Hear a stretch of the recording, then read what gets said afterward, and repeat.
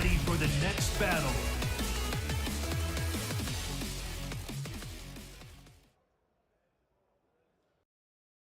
Ladies and gentlemen, welcome to European Tekken Cup here at Cologne, Germany, Gamescom land. Over the past couple of months, we've seen these guys compete to earn their spot here at this weekend. Yesterday, we saw the culmination of that, where we saw the LCQ, we saw Kane and Trench and Kira make it through to today. And boy, when you look at all the names, that this weekend's Tekken is going to be crazy. It's not one that you want to miss. There's been 9 regions, 20 players, but only one this weekend is going to be left standing as your EU Cup champion. But that's enough talking from me. I'm joined by the lovable and, my good friend. I'm going to have to call you my good friend, Rukang. Mr. Rukang, how are you doing this weekend, mate? Oh, do you know what? I'm doing amazing. It's been an incredible showcase of Tekken 8 action this week. Kira, like you said, and Kane and Trench making it through there. That stacked LCQ bracket, only to be thrown into a bracket with even more killers, Bubsy. It's nuts, and it's going to be interesting to see how it unfolds today as well, because I have zero prediction as to who can make it through. All of them very, very strong player and have rightfully earned their place here in the finals. It's one thing that I've actually said, and I'm going to have to keep repeating myself. I've said this all the way through the circuit. With European Tekken, and you mentioned this, like, you have zero clue, because I've said it before and I'll say it again. You can play a tournament, a top 8, right? And it'll be the same top 8, and you can play the tournament straight after, but you would get, the results will not be the same. That's what I'm saying. It's going to be such a treat to watch. And we're going to take you through Group A. And when you look at some of the players that are in our group, we got all the groups out. So if you look at Group A, which is what we're going to take you through, we got Pika, Kira, as we mentioned, Tibetano, Minion Kevin, and Gosane. Yeah, Group B there, Tetsu, Kane and Trench, Jod, Ace, and Frizen. That is one of the groups of death. Definitely the group of death there. But Group C, you have Joker, Kicking Machine, K-Top, Ernie Bo, and Sin. Yeah, and to finish things off there, Group D, Daniel Mardo, H-Dope, Flower, Lane, and Nino. When you look at all those names put together, I don't know how anyone can choose a player that's going to take, the title and win this year's EU Cup. I mean, when we look at the majors I've been going through, and funny enough, Pika's in our group that we're going to commentate. If you look at Pika, the last 3 majors, right, this is such a big statement from him. In the last 3 of them, he was in the top 2 3 times and won 2 of them. Now, having that confidence boost for those last 2 tournaments coming into here, he's got to be one that players have to really be keeping an eye on. We know he uses that Yoshimitsu, right? We've had arguments all year about this character. That was, I remember walking down, I think it was one of the TWT Masters event, and we were just walking down, like, it was a proper, like, scenic view. Supermarket, right? Yeah, went to supermarket. It was a nice view, remember, with a nice park and everything. We were just discussing Yoshimitsu, and both we had a different stance on the character, and it seems like everyone has their own opinion on Yoshimitsu. And what's good, later on I'll be sharing a few thoughts of the players as to what they think about the character and their opponents in their group as well. Yes, I'm talking about in their group. We got Gosane, our very own, good friend Gosane. It's great to see, him on the main stage there. So let's take you through our group. We talked about Pika there. We got Kira making it through the LCQ. He had that Swiss support. Those guys always turn out, always loud. I'm not gonna expect anything less there. You got Tibetano. That's one of your good friends, right, Tibetano? Yeah, Tibetano from Spain there. Such a lovely guy as well, and we've seen the progress that he's made. He was, a lot of the time before, maybe he would come top 9, top 16, but now he's broken through and he's getting those first places. He's a player that people fear for sure in this tournament. But look at our first game that we're going to get today, Bubsy. What a treat to start things off here. I mean, yeah, this is going to be a very, very interesting... Oh, you can hear the Swiss kind of already getting loud. But this is going to be a very, very interesting match, because I feel like these two kind of have a similar style where they're very, very respectful. And I spoke to Gosane earlier on, and I was like, how are you feeling? And he said, I just want to play. And that's the answer I like to hear, because I've always thought, personally, that Gosane is maybe his worst enemy. Because on the day where Gosane is chilled and playing his game, I think he is unstoppable. I'm not just talking about unstoppable on a local level. I'm talking unstoppable on a global level. We've seen what he's done on global levels. So this is going to be very interesting, because Kira is one that I really, really like in this game, because I really like his mindset before he comes in. He really has a plan. He has a set plan. He's going to stick to it, and he's not afraid to adjust on the fly. He's very, very good at adjusting. We've seen it before. He may lose the first game, but then he sits back. He's really, really good at sitting back and saying, you know what? Let me re-strategize. And he may come with a different character, or he just may come with that same character, but a different game plan. You're right. Such a methodical player, Kira. And when speaking to him before as well, it seemed like he would always lose the first few rounds or even the first game as well, and always find a way back. And he was like, I don't know how I do it. And I was saying to him, it's because you are able to adapt so well to whatever happened in the first game. And I feel like that is super important in a game like Tekken 8, being able to adapt really, really quickly. But this is going to be our first game of today. Group A, Kira versus Gosen. I mean, what a way to start the day. You know, the Swiss crowd didn't get rowdy and it was early, but I know they've been making some noise. That was a great whiff punish there from Kira. Kira definitely awake. Yeah, very, very nice. Already going to the wall. You know, these dangerous situations are going to happen a lot here. It's up to Gosen to find a way out of the wall there. I like it. Slide, but puts himself back to the wall. He needs to get away from there. Tries to play very, very patient. I expect Gosen to play patient, very, very respectful, and actually, you know, really try and fish for that. Trying to fish for them counter hits with the back 1-2s. Yep, activates heat here. Both players playing very safe. Very nice low parry there. Can go straight for the heat smash there. Interesting. Not sure about that option there. He just lost his resources there. Very nice punish as well. You know he's ready. Kira does have rage and the can. And this should be the one he keeps it nice and simple with the rage art. First round going to Kira. Yeah, I feel like this is going to be really dangerous. Seeing as Kira always goes down the first game on most occasions, right?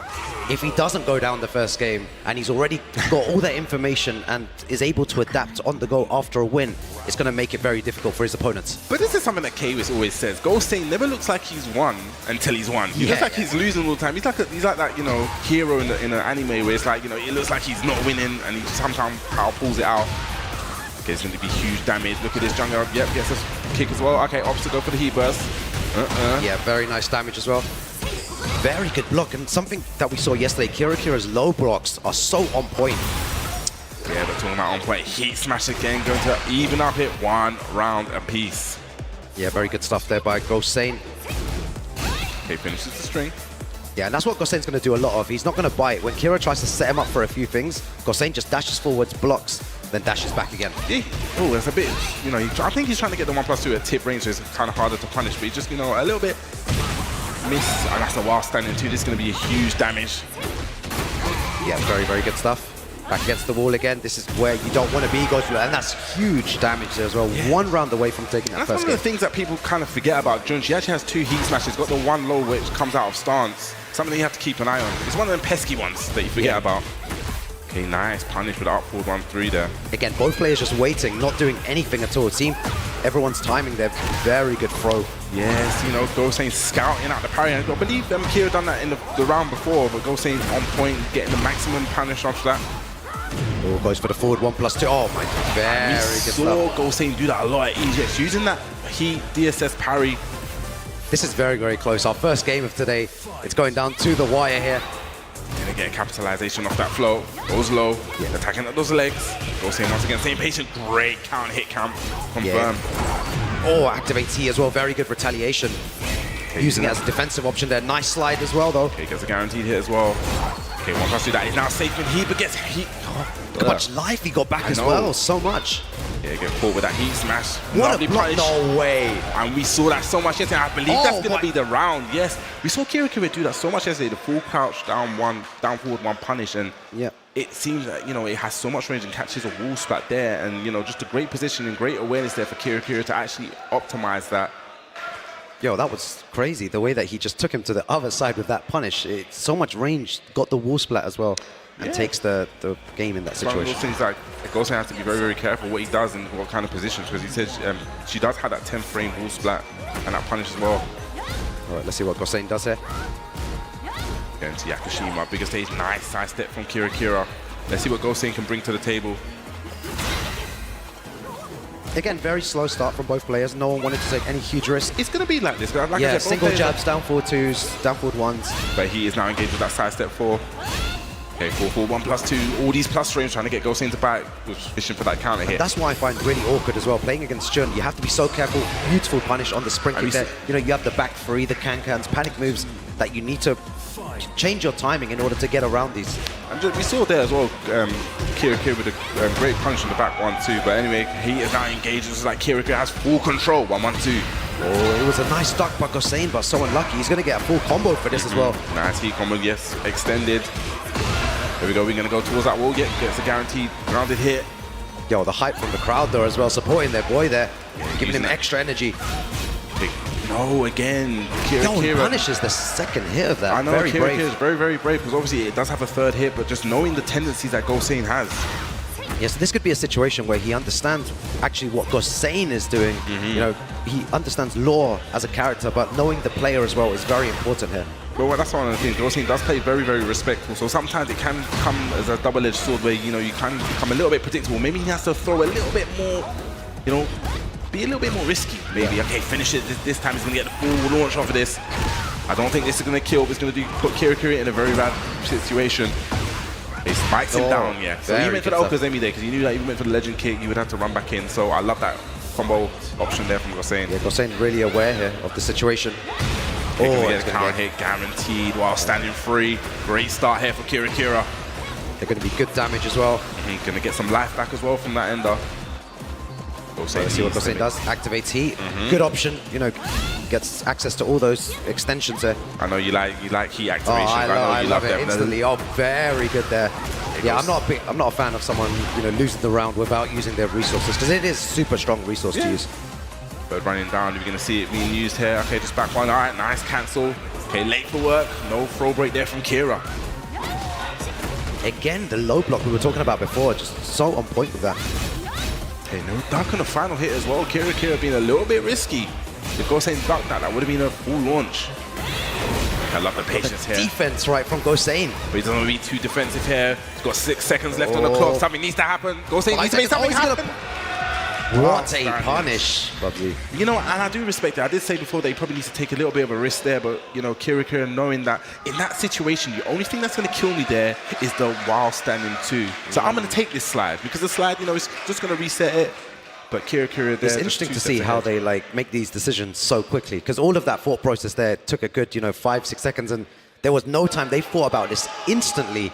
And Kira takes the win there. It's so good. I believe that's what happens when these guys have been around the block. They've been to many, many tournaments. And I believe, you know, the more you go, the more these things just become like natural instinct. Yeah. And just in that situation, just seemed like Kira came there with a plan and just took it. It worked, yeah. No, what a first great game. And every, you know, point matters here, you know, in that group stages because, you know, you want to try and win everything in order to qualify in the winner's side. You don't want to qualify in that loser side. That's one thing you mentioned is actually very, very important. We've seen it before. We've seen it at the TWT finals. Yeah. Like when you get to these round robin stages, 2 0s and 2 1s are worlds apart. They make a huge difference. We've seen differential. We've seen people, you know, they win, but these 2 1s, these 2 1s, these 2 1s, and you know they just needed a 2-0, and then they would have gone through. But just because they won 2-1. Unfortunately, they didn't make it through. Yeah, it's a difficult one to play out, but these players know they need to go in there and just try and win any way possible. 2-0, take the opponent out. And here we've got 2 more players stepping up from that Group A. Minion Kevin from Poland and Tibetano from Spain. Yeah, talk to me about Tibetano. Yo, Tibetano, I don't know where to start with this guy, man. He's such a lovely guy.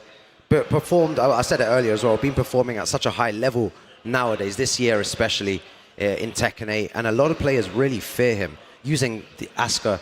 The way that he plays, he has that kind of Spanish, you know, flair. You know, the way that I like to make, you know, South American kind of Spanish style. flair? South American, Spanish. No, but how do you say it in Spanish? I know you speak Spanish. How do you say Spanish flair? I feel like I don't know how to say the word flair in Spanish, man. That's bad. That's bad of me. I need to go back to Spanish school. I thought he was gonna give me some knowledge here, man. Some nice Spanish, right? But yeah, no, he's the way that he plays. It's very difficult to enforce your gameplay on him because he's the one that wants to enforce his gameplay on you first and wants you to adapt to all of the stuff, and he'll rotate through the whole move list and use every single move possible to confuse the opponent. Yeah, I'm talking about confused. We got White Minion Kevin, formerly known as Y.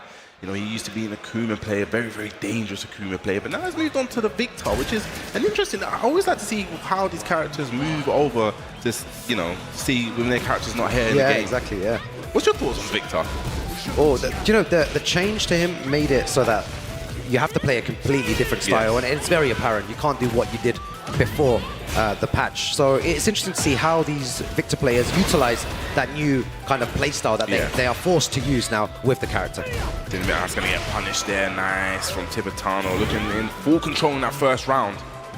Yeah, something interesting that Minion Kevin said as well is that he's not afraid of anyone in his pool. When I asked everyone else, everyone was maybe afraid of someone. He said he does not care who he faces, he's going to take them I out. love that confidence. Lovely punish on side step 2. He's seen a lot of people getting away with that not punishing side step 2. Nice. Down forward 1-1. Yeah, going to go downstairs. What's the combo like? Forward 1+2. Using that Nanu Augusto. And fish for the counter hits. Goes to the down back 3 low. Okay, that's going to get a hit. Yep. Nice. Confirm on that. Up forward 1-1.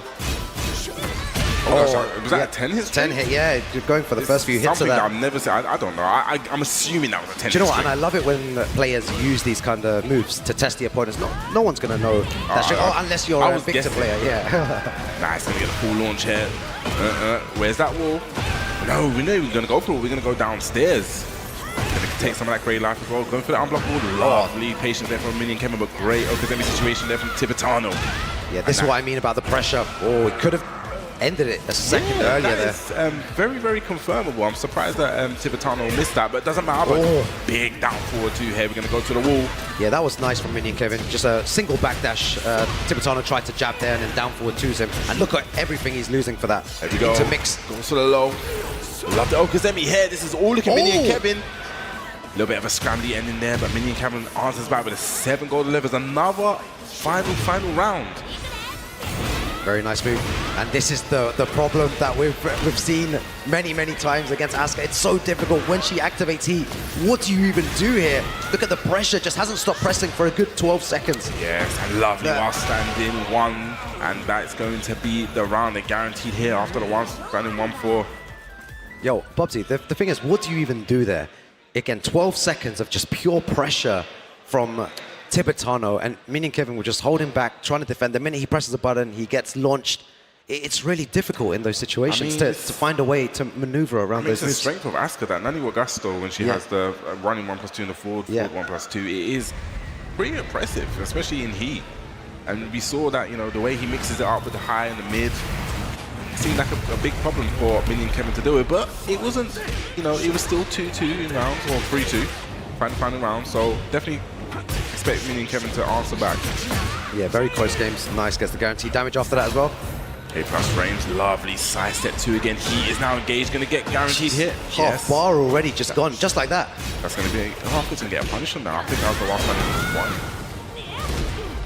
Oh my god, oh bro, the pressure, the plus frames at the wall. Lovely, using those strings there, the cheeky lower. Tibetano looking to move on strong. Yeah, nice. Tibetano saying vamos, bro. Yo, to all the Spanish people watching at home as well, I know everyone's supporting their boy here. I love it, just Tibetano, just, you know, playing a little bit more patience, see what Minion Kevin's going to do. And that's one of the things with Victor. I feel that, you know, he's a decent character, but he has some setbacks. I thought he's quite linear. You see there, Tibetano using that lateral movement, but lovely stuff while standing 1. Here we go, big combo. Yeah, let's see what his combo's like here. It's probably going to take all the way to the wall here. Yeah. Tries to spring kick there, didn't work. Oh, catches him grounded. This is dangerous because this time goes mid. Great block from Tibetano. Oh.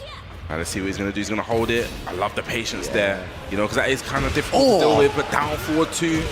That was so nice from Tibetano. What's your combo like here, though? What's the Oki afterwards as well? Forward 2. This is very dangerous. Go to the low, down forward 2. Fast standing 2. Lovely low parry.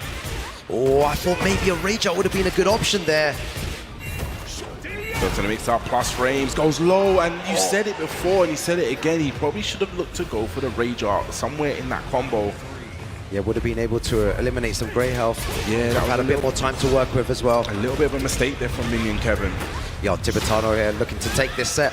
A little bit of a side step. Oh, that down 1+2. He's going to do it again. Yeah, this is the Spanish style of Tekken. Aggression. This is pure aggression. Again, side step 2.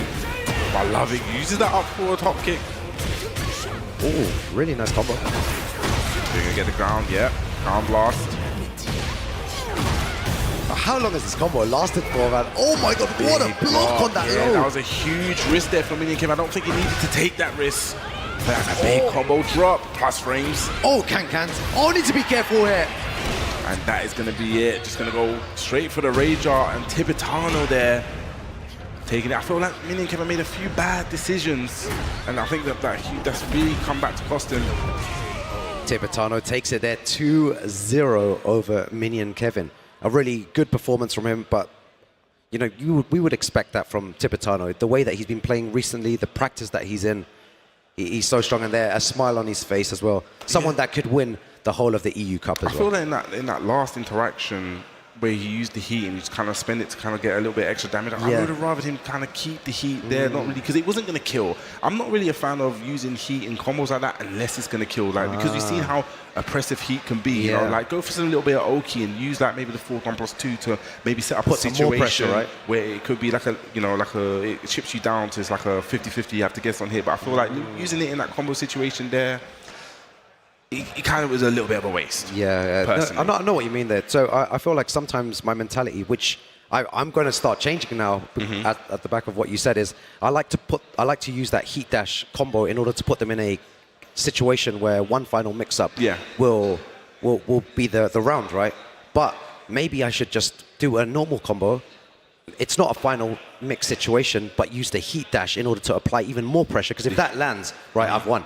I won the game. And if it doesn't, I'm still in a plus situation. So there's different ways of looking at that final mix situation there. Yes, I think up next we're going to have Pika. And I spoke about Pika earlier. He's definitely one you have to keep an eye on. I said it before and I say it again, you know, the last 3 majors, he came top 2. He won 2 of them and then got 2nd place. Coming into this, it's huge confidence boost. But talking about confidence boost, how much confidence can you have when you made it through that LCQ? And I believe these two did play earlier on in the year. I can't remember what tournament it was, but Pika did actually win 3-1. I believe it may have been the Italian major. Yeah, Pika using that Yoshimitsu. You know, I was speaking to Kira earlier on today as well. And Kira was saying that Pika is probably one of the most dangerous players to face against at the moment. And I quote here about Yoshimitsu. So it looks like Yoshimitsu players have shown a lot of improvement in Tekken 8, which is really nice to see. So, you know, big up to all the Yoshimitsu players there. And that's from Kira saying a statement from him early on. He's really happy with the improvement of all the Yoshimitsu players. And it's great to see them performing at such a high level now. You're hanging him out to dry just like that? No. He told me to say it. I've got it here. You got it verbatim. I got the quote here. I've got it like in quotation marks. And yeah, it's good to see, you know, all these Yoshimitsu players improve. And one of those players is Pika. Yeah, and, you know, Pika, just when you look at him through the circuit, I really do believe he's probably been one of the most consistent. You're right. Even though he, out of the last, like I said, the 3 majors, he's come top 2. Even before that, I believe at the Polish major, he made the top 8 again. And he's just someone that's, you know, from coming 5th back then to now just improving to the point where he's in grand finals 3 times in a row. He's someone definitely you cannot sleep on. But you know, Kira, like I said, always comes with the game plan. I did mention these two did play before in the winners' final at the Italian major where Pika took it 3-1. So I'm sure Kira is like, you know, he said he comes into these games, he comes in with a plan. So I'm sure he's, you know, once he figured out, okay, this is going to be my group. Okay, I'm going to go up against Pika.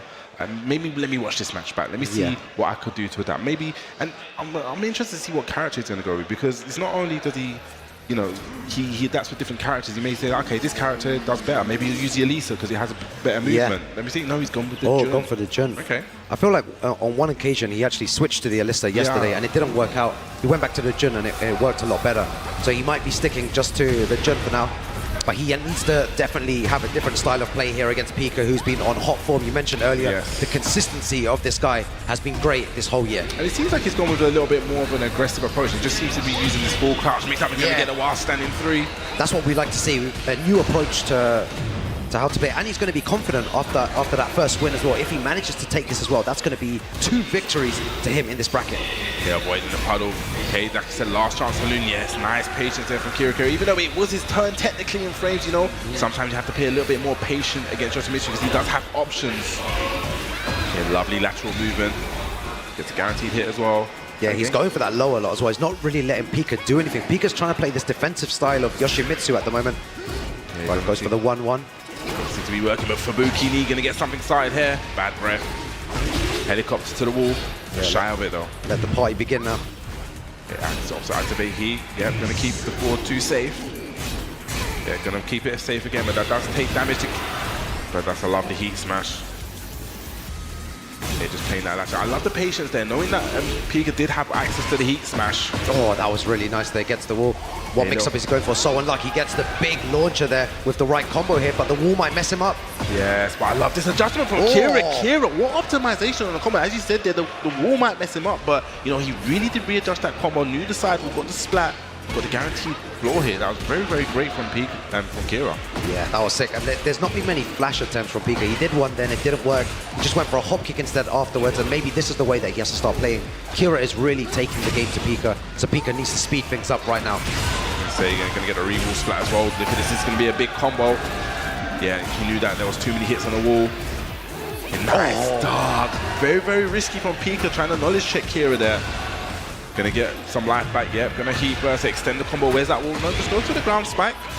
This is what you were talking about earlier, saving that heat, not using it to extend any combo there. Yes. He still has huge pressure and a big situation, and because of that, Kira takes it there. Saving his heat in that situation proved to be the turning point. And Kira's all, what I said this before yesterday, like Kira's usage of heat is excellent. He's one of the ones that kind of made me think differently about heat, because, you know, at the beginning when the game first came up, people just, you know, flashy combos and this, but he's like, you know what, it can be used in this kind of situation where, you know, I may just save it for a heat engager to get life back, or, you know, I just may need to get away from the wall, so I may just use my heat engager while in heat just to push away. He's actually kind of taking that heat and made me see it in a different kind of light. And you saw it right there. He saves it to the end, and he's playing very, very patient. Knowing he had the heat burst, knowing that Pika had to respect him, and he just found great timing. 13-frame heat burst. Yeah, and it worked out. That was really impressive. You see there, Pika getting some advice from a fellow Yoshimitsu player. I wonder what two Yoshimitsu players would be telling each other there. Spin, flash. win. Yeah. That's it, just that. Spin, flash, win. That's it. That's what you have to say. Spin, flash, win. Such a simple game plan, right? But Kira is really shutting it down a lot. He's shutting it down well, right? But we haven't seen that much spin from Pika. But yeah, and one flash attempt that didn't work as well. But I believe we're going to see a lot more down 4-3. It's going to be a great move to actually track that. But Kira just looking strong. Okay, goes to a little mix-up. Yeah, that's going to hit. Down forward 1, no. Duck on the down forward 1-2 string. I gets caught by the second hit. Okay, using that heat, trying to push Kira towards the wall, but Pika needs to make something. Get started now, going to get a full combo from this. Yeah, really nice stuff by Pika. Let's see what the mix-up is like here. And right, rolls into nothing there. And I love Kira being patient, but don't want to be too patient. Nice break on the rainbow drop throw. Oh, good stuff. Again, one final mix here, goes for the low there. I feel like Pika is maybe a bit scared of the back three and the can-cans. For some reason, Kira hasn't really been throwing those moves out, but Pika's always quite hesitant to approach in the neutral as well. Hey. He's just second-guessing himself. Even though Kira hasn't done it, he might. The threat is just there. And that was a beautiful punish on the bad breath. But great little parry there. Pika answering back. Gets a spike. Okay, get some flash. Gonna get some health back as well. We're gonna carry towards the wall. Side step 1 plus, so uses the heat, get some life back, just pushes Pika. Oh, there's that can-can attempt as well. Just to let Pika know it's there. Just attacking those. And again, that was a little bit slow there, but did have a big can-can here, big counter hit. See, Pika just got a bit too comfortable, and then Kira was like, yeah, no, I'm ready with the can-cans now. Do not get too comfortable against me. But Pika lovely with punish down 4-2. No heat available. Yeah, no time. I would have used the rage art there, but look at this combo. Life bar's about even. Still has rage available. Nice dart. Big. Oh, it's second. That's probably going to connect. No, it doesn't, but still has the life lead. Lovely there from Pika. Yeah, Kira needed to do something in that situation. There was not much time left. He had to take some sort of risk there. Pika ready with his options. Very good stuff. It feels like Pika is finding a way back in the game here. Very nice, using the back 2 strings. He is still available. That's great duck there. Probably thought it was in the back and probably maybe guaranteed. I'm not really sure. Lovely. That looks like an option select combo there. Conversion as well. It still has heat available. Needs to be careful of that heat smash, but no. Kin forward 2. Doesn't fully charge it. Nice spins out. The heat smash. Knew that Kira wanted to use it. Probably had. Is that going to work those? Yes, it does. And in that situation there, Pika's probably looking at Kira's bar thinking that he's gonna use the heat smash there, and he timed the spin perfectly. Yeah, even though he's not been using much spins, much flash, he did do it at the right time there, got away, and takes the round there. Impressive stuff by Pika on the back foot as well. And see 1 game apiece here.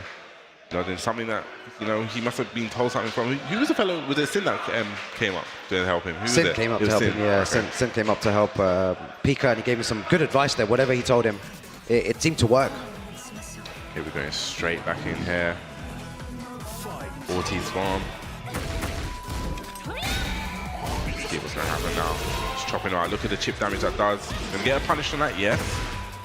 Back answers back with down 4-4. He is now engaged. Yeah, I like the way Kira's just defending. He's not trying to press too many unsafe moves here. Lovely slash kick. Using that pressure, just run up on the generic throw down. I wonder what Kira's thinking. Yeah, sometimes you just need to do it. Props to Pika there for running in and just doing a generic throw. Test your opponent, and then a hop kick again. We've seen him do that a few occasions there to stop any pressure from Kira. Pika's definitely turned up the aggression. You said in the first game he was quite hesitant. He's definitely now turning up the aggression here, using the spin to get away, using the heat smash, and this is going to be a 4 combo. Going to get the launch and going to get the tailspin on the wall, and just like that, Pika is one round away. Out of nowhere. Yeah. We were speaking about Kira and how well he was playing, and Pika just finding a way in. Beautiful sidestep, doesn't get anything with it though. Yeah, it's a bit unfortunate there. Yeah, Pika out of nowhere, just using a lot of Yoshimitsu's moves and going into heat quite early as well to get the advantage. Probably going to see that heat smash. Yeah, what's the mix up here? Back against the wall. Okay, using unblockable. Oh, that was sick. And just got him trapped using that homing move. Not link. Kira getting him, but then they get caught floated. Yep. Very, very nice float. This is a way in for Kira. Going to get some life back as well, using that 4-4 1+2. Yeah, needs to be careful with the spin and the flash though. He could do it any time here. He's not been using it a lot. They're going to get a punish on that. Yes. Great punish. Oh! Doesn't hit. Needs to be careful not to whiff. They're using that 1-1, trying to make something happen. Again, 8 seconds on the clock. Again, a generic throw. And great Okazemi from that. I love it there. Pika realizing that he saved that in the lock. He hasn't broken this. I'm going to get to this stage where he's going to have to make something happen. He's not probably going to be thinking about this. I'm going to sneak this throw in right here. Very, very good stuff. Very good adaptation from Pika there. Even though Kira took the first game there, Pika found a way back with that Yoshimitsu. Playing more defensive before, as we pointed out, and then afterwards, playing more aggressive with the character and enforcing his mix-ups, going into heat very early into the rounds. Within 5-10 seconds, Pika was already going into heat and enforcing his mix-up. Yeah, no, and this is one thing I really like. He kind of done the Kira in it, where it's like, he came with that kind of game plan, and you saw it before, being very, very patient. He's like, you know what, probably told him, like, you're playing into him. Because I really feel like the patient style kind of fits Kira. You play a little bit patient. When you play a little bit more aggressive, you're kind of forcing him to make choices that, making them a little bit more uncomfortable. And you seem like a little more uncomfortable. And as you said, popping the heat a little bit earlier, just getting a little bit more oppressive, pushing him towards the wall, making him guess, using heat engages, putting him in these kind of situations where, you're just not going to guess all the time. It's uncomfortable. Yeah, that was really good. Honestly, a really good showcase of how to utilize Yoshimitsu's tools. Definitely see that beautiful. You took an up close look at it. I haven't actually gone up close to look at it, but just look at the beautiful. Yeah, I was up close earlier on. This absolutely beautiful trophy, which will be given to the winner of the European Tekken Cup. Here, only one person will be taking this. Yeah, actually, it's funny enough. I'm gonna have to ask you a question. This is gonna be a big question because you actually predicted right who was gonna make it through the LCQ yesterday. Yeah. Do you have any favorites? Favorites going into this. I'm not going to say who's going to win because I don't want to put that pressure on you, but I'm going to say favorites. Give me a favorite 3. I feel like one of my favorites, favorite 3 would be, I still think Kira has a good chance. Okay. I feel like Kane and Trench as well. I'll stick to my guns with him as well. And the third player, I'm not, it's very difficult, man. The only reason I say Kane and Trench again is because there's some kind of weird spring in his step. He just looks really happy. And I was just like, what? Usually before tournaments, we might sometimes quite stressed, or when I ask him, he's like, yeah, I'll do my best. But he's just always smiling all the time. Have you noticed? No. He's got he's walking different. And I was, yes, it's so strange. The first thing, I saw him yesterday. I haven't seen him all weekend, and I was with K-Wiz, and we walked into the building, we saw Kane approach, and I was just like, you've got a spring in your... he was literally... It's not just me then, right? It's not... I was like, what happened? He was springing, but talking about spring, we have Tibetano going up against Gosane. It's going to be another interesting match because I feel the play styles are two polar opposites. You've got someone that's going to be very, very, unique, and you got Gosen that's going to play by the book. Do you know what? I had the pleasure of watching a Tekken 7 match between both these two players at one of the tournaments in London. It was a Tekken World Tour Dojo, went down to final round, but it was so good to see. Tibetano really has to change his game against Gosen, because Gosen thrives on people that are just aggressive and press buttons all the time. He has a good way around that kind of play style. We've seen it in Tekken 7 that Gosen was probably one of the best at throwing those counter hits with those magic fours. Obviously, that was lovely. See, that's the problem. That's what I was saying before, is that Tibetano might try and use these moves that are slightly linear, and Gosen, with his amazing sidestep and movement, he'll be able to navigate around these moves. I'm glad you said about the sidestep and movement, because I've always said that Gosen has probably the best practical movement I've seen in the game. He's able to just kind of dance in that range, which makes you think that you're in range, and then with a lovely punishment there from Gosen. Ooh, okay, gets the mid. That's going to be a full launch. Yep. Big damage there. He uses that heat, also alleviates some of the pressure. Great, dark, and uses that heat smash. It's going to be a full combo as well. Look at this, gets a junkyard. Yo, damage though. Mix up what you're going to go for.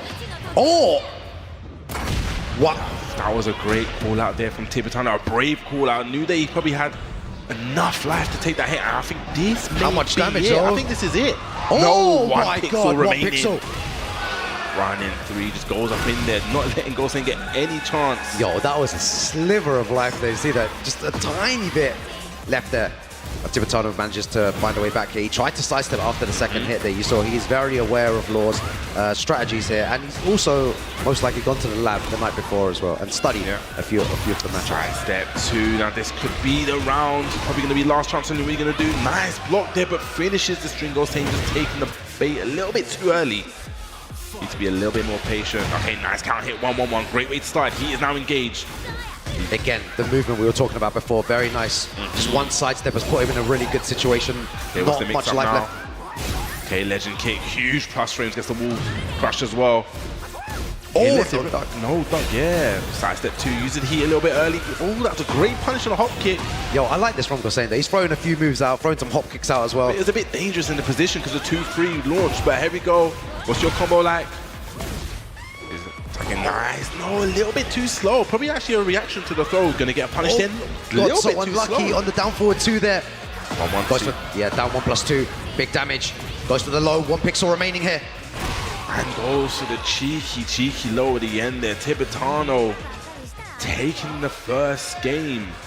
And it's very, very interesting because I really did feel that Tibetano's playstyle was really playing to Gosen. He's changing up a lot and putting him in, you know, a little bit uncomfortable situations there. You know, he went for that hop kick. Probably wasn't the best option. Tibetano with the 2-3 actually got the wall splat. So I get it. He wants to take a little bit of risk, but probably the risk he has to take, he has to kind of look at the environment because, you know, back against the wall, 2-3 wall splat is huge damage. Yeah, let's see what happens next. Tibetano 1-0 up here. There you go, Saints playing, sticking to his guns, still playing that patient game. Okay, lovely slide. That we need to see some more slides, I believe, Bubsy, as well. Not using enough slides against Tibetano, not making him think twice about those low mid options. No, that was bad advice. No, but that's good, you know, he knows it's there. He's going to start ducking a lot more now. We'll see. Okay, uses the heat, doesn't want to deal with any of that pressure. Okay, nice forward one. What's that plus raise? A nice inner strength, 1+2. Seems like Tibetano's on fire. Yeah, so he had to realign there and follow Gosen's movement in order to get that. Otherwise, he would have stepped clean and definitely taken the round. A little bit of a combo drop here from Gosen. It's not Gosen unless there's a little bit of a combo drop. Okay, here he is nice in 4-4-1. Wants those plus frames. Lovely sidestep, but was not in the back. Yeah, really unlucky there. Big damage from Gosen though. He was very unfortunate there that it didn't actually get the wall back. I thought he was going to wall balcony break there, but he was still able to take the round. He went for the inner strength there. Lovely 1+2. This is going to be a big combo. Yep, big damage as well. They framed more slides as well. They're working. He's used about 4 slides. He's just full crouch in his face. He's putting the pressure on Tibetano. Okay, went for the throw there. Double dragon. No, double flip kick, sorry. Oh, spring kicks is just all over the place right now. And generic throw too. He's probably expecting maybe a parry there from Tibetano. Which is a good option for him to do that. Nice. Down forward one for the Okazemi. Yo, the game's changed in Gosen's favor here, which is really good to see. Yeah, using that forward 4 for plus frames. Oh, back 1-2. I think that may have been a counter hit. Oh. Yo, Yeah, that was definitely a counter hit. Great confirm there from Gosain. Yeah, He's throws it out. Too. It's going to be nice damage as well. Gosain's going to use the dash there. He's going to find the wall. Lovely combo. Wow. One pixel was already sick. goes to the low. And that's one of the things I actually said to Gosain before. I was watching his lore, and the way he's actually optimizing and actually using heat there to get that extra wall carry. Yeah. Get that extra damage as well. And it took the round, took the game, and it's now even. Really, really good from Gosain there. He's still looking very calm, composed. Yeah, he seemed to be more aggressive in that last game, which is good. The use of slides, the use of everything else was really good from Gosain. And if he carries on playing like that, Tibetano needs to change his game plan a little bit here. I do respect that he still went for the slide, you know, because even though It got blocked, right? he did get blocked, Yeah. but you saw then the next side was like a stutter, like he kind of threatened it, stuttered, and then got into that range where, you know, there's the threat of the wall standing too. He's Yeah. probably just, you know, it's like the no mix up, because now Tibetano's thinking, you've done the slide, I blocked it. He's probably going to do the mid now, so Yeah. I'm just going to have to respect it. Yeah, the level of mind games is incredible here from both these players. So many layers to this game here, but Tibetano and Gosain one apiece here. And this is a huge one for Gosain because he did lose the first game 2-0, so he needs to get a dub on the board. Exactly, he needs to get one of those wins on. Whoa. Tibetano are already on a win here. And that was a big counter hit there. This is going to be a huge combo. Heat burst wants to make it nice. I love it. Slide, block there, but probably the wall may mess him up, may not get the biggest damage. Yeah, and it's all recoverable health anyway. You see Yeah. that? He's going to definitely get that back. But the pressure from Tibetano, though, back against the wall. I love it. He uses that down jump just to alleviate some of the pressure. Has a lot of recoverable health, but runs into the back three. And this is going to be the round. No, it's not. One pixel goes for the low there, and dangerous. Tibetano's not been using much back three and much can, but now, because he's being more aggressive, he's more comfortable, Tibetano is ready to throw those moves up. But the thing is, I know Gosain will know how to fight against that. You know, using those jabs at in close range will kind of float Asuka out of those moves. So you're probably going to see a lot more, but lovely counter hit confirmed with the back one. Very nice, goes for the forward 1+2, and I respect again the slide attempt, making Tibetano second guess everything here. Like I said, all recoverable health, though, back one to get. Okay, using the heat to make it safer. Sidestep two. How much damage?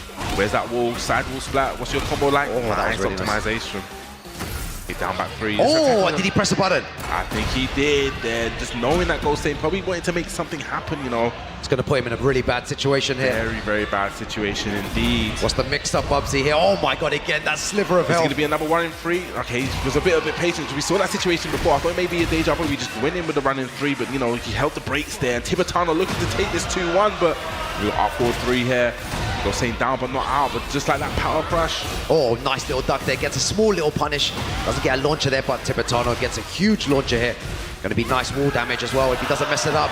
Down 1+2. This is all looking Tibetano. Has it installed as well. This is very, very dangerous for Gosain. Needs to make something happen. Big block on the low. Has all that recoverable Bro, health. that was such a sick block by Gosain.